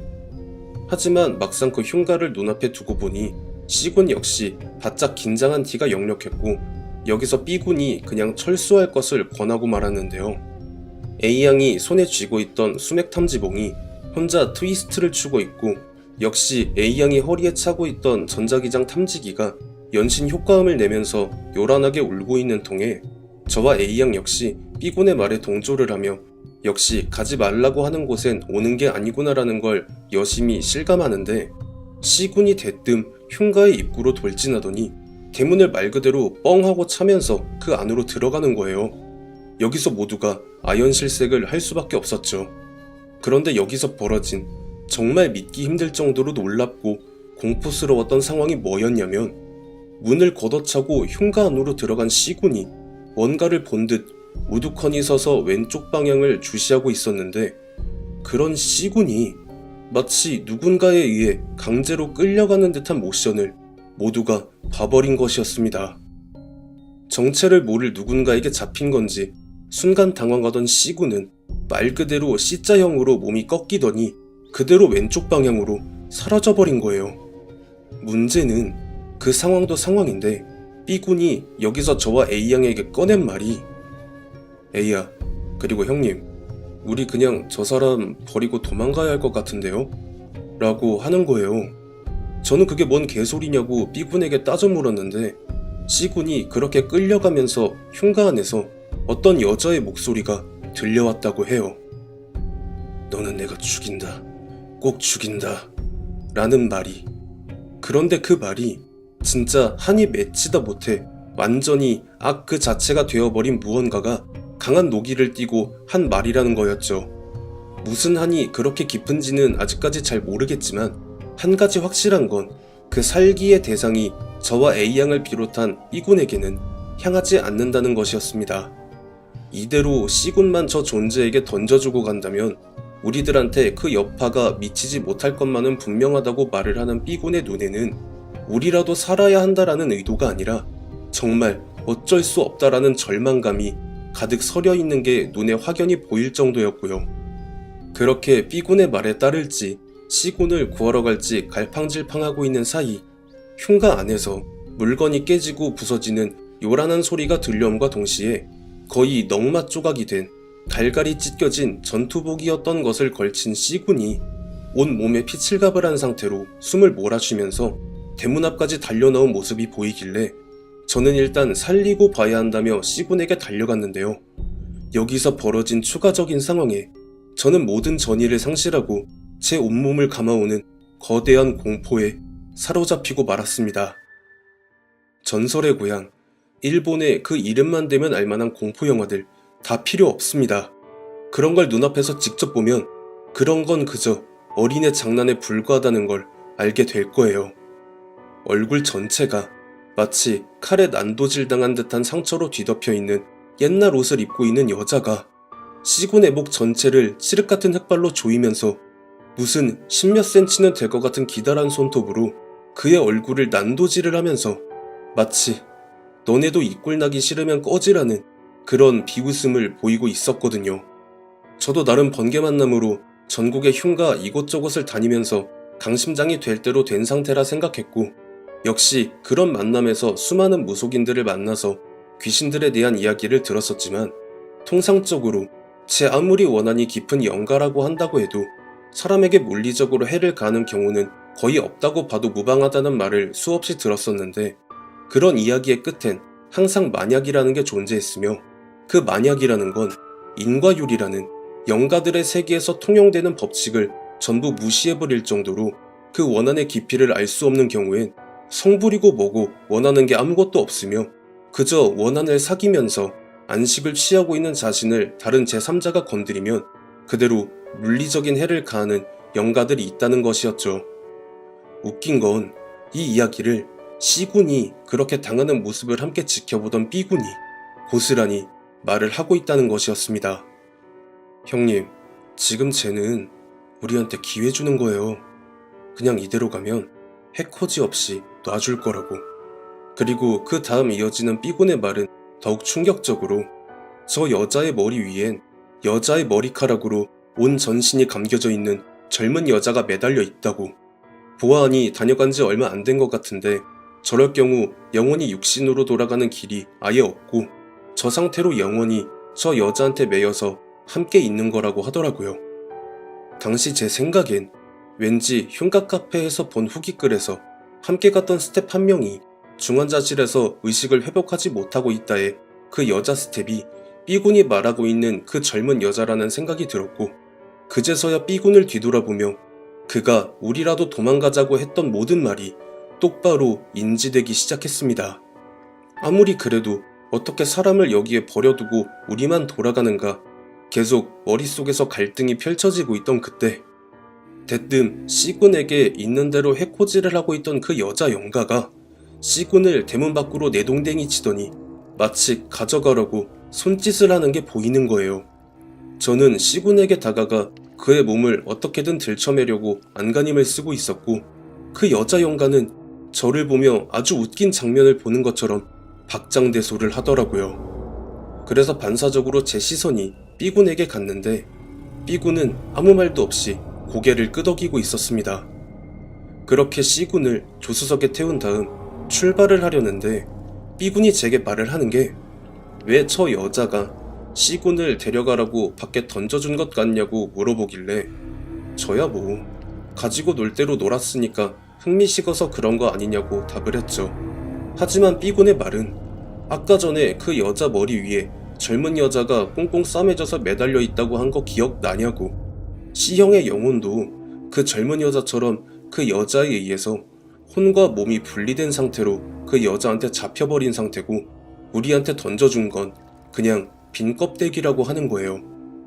그렇다고 당장 C군의 숨이 끊어진 것은 아니고 몇 달은 병상에서 숨을 쉴 테니까 우리는 그냥 C군의 휴대폰으로 보호자들한테 연락을 해주는 거, 그거 하나만 하면 된다고 하며 이 정도로 끝난 게 천만다행이라는 말을 하더라고요. 그렇게 저와 B군 그리고 A양은 올라가는 길에 C군의 휴대폰으로 보호자들한테 연락을 해서 상황을 설명하고 인도를 한 다음 뿔뿔이 흩어졌죠.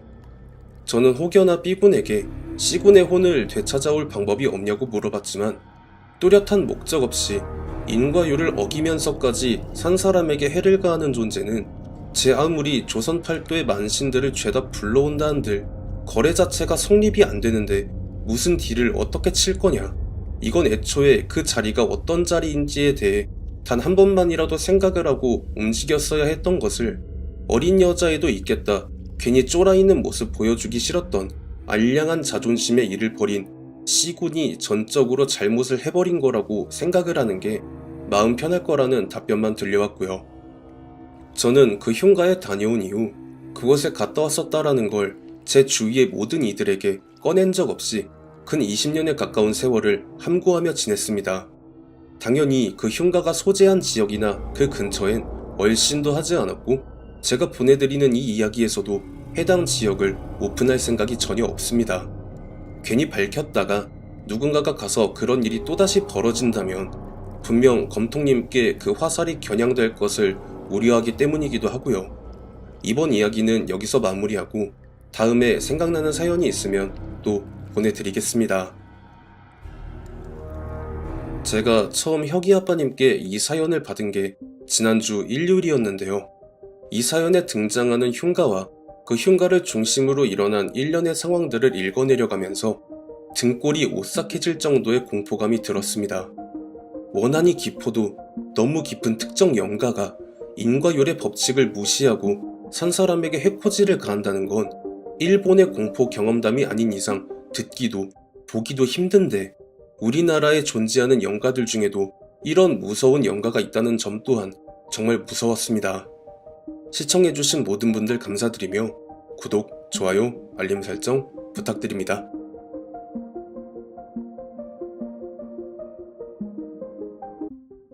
실제로 겪은 실화를 바탕으로 한 검통 공포라디오.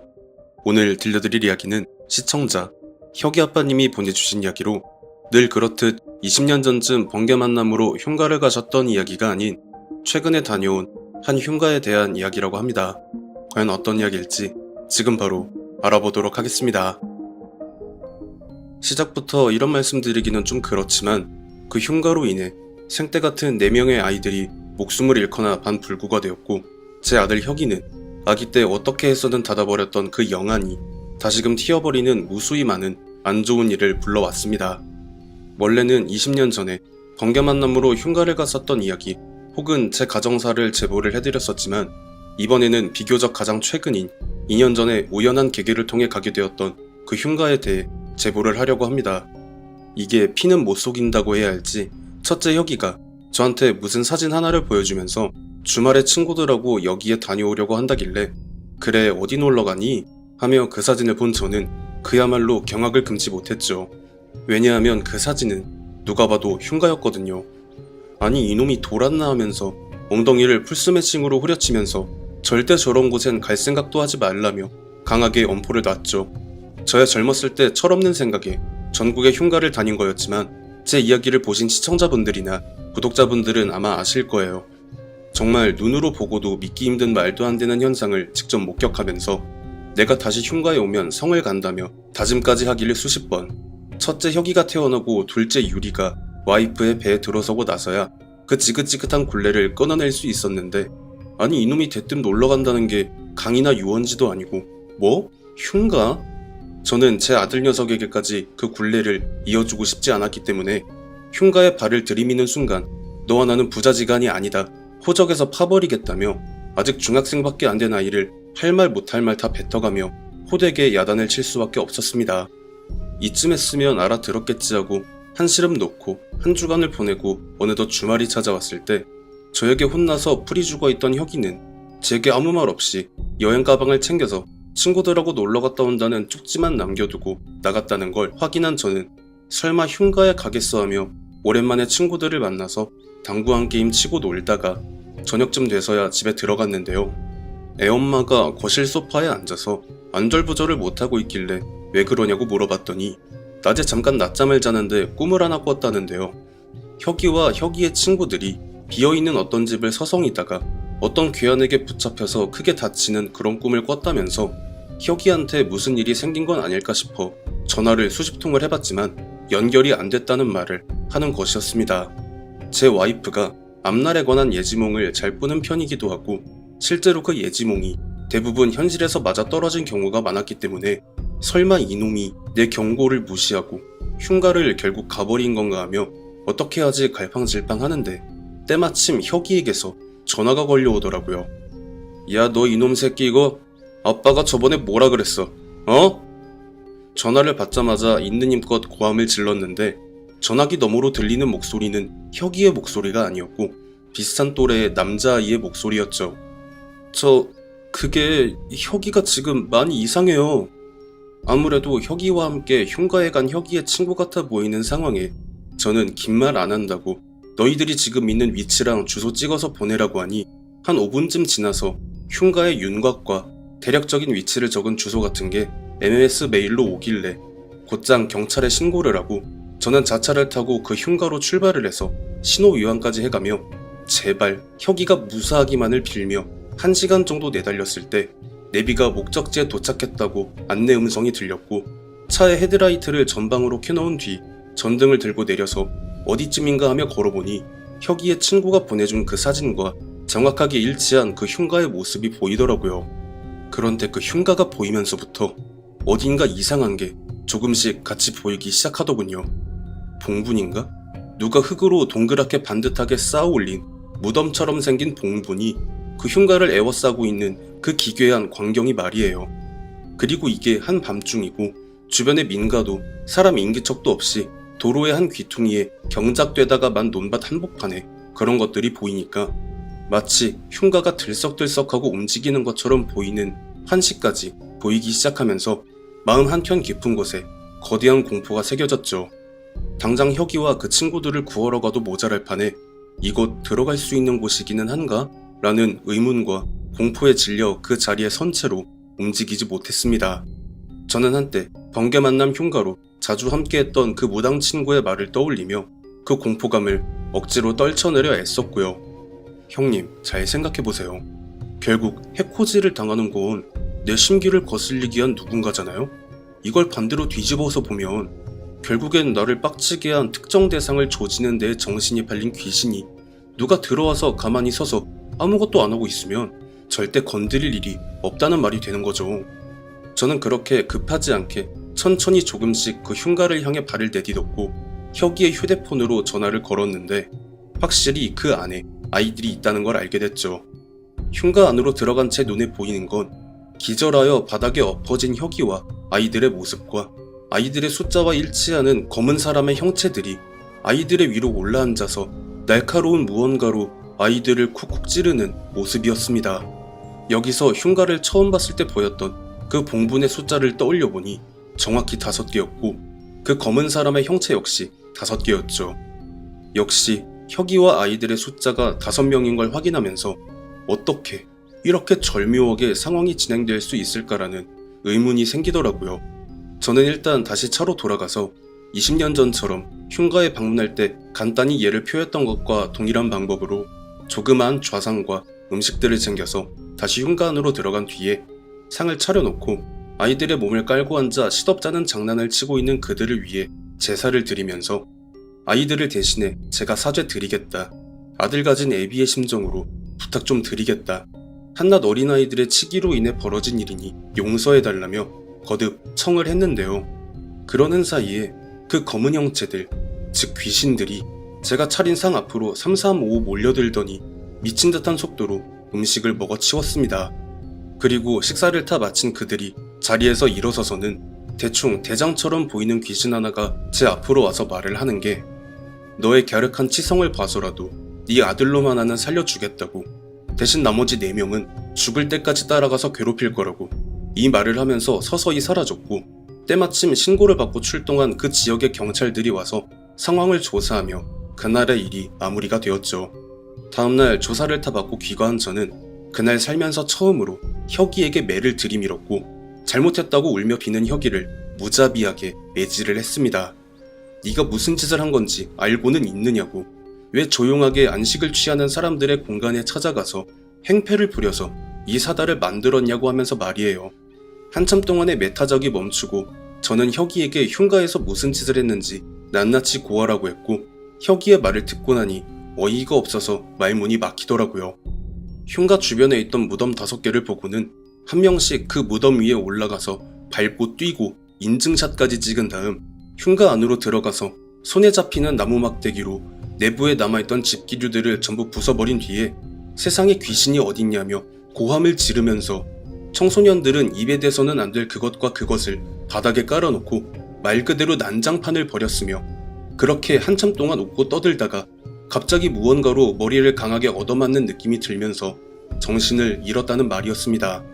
제가 20대 때 전국의 수많은 흉가를 돌아다니면서도 함께하는 일행에게 절대로 흉가 안에서 하지 말아야 할 것들을 나열하며 주의를 줄 때 이런 짓을 했다가는 제명에 못 죽는다라고 경고한 그 모든 행위를 버려놓았으니 그 귀신들이 얼마나 진노를 했는지는 안 봐도 비디오였죠. 그나마 그 귀신들이 제 아들 혁이만큼은 제 정성을 봐서라도 그 잘못을 눈감아 주겠다고 했으니 다행이라고 할 만했지만 문제는 혁이의 친구들이었습니다.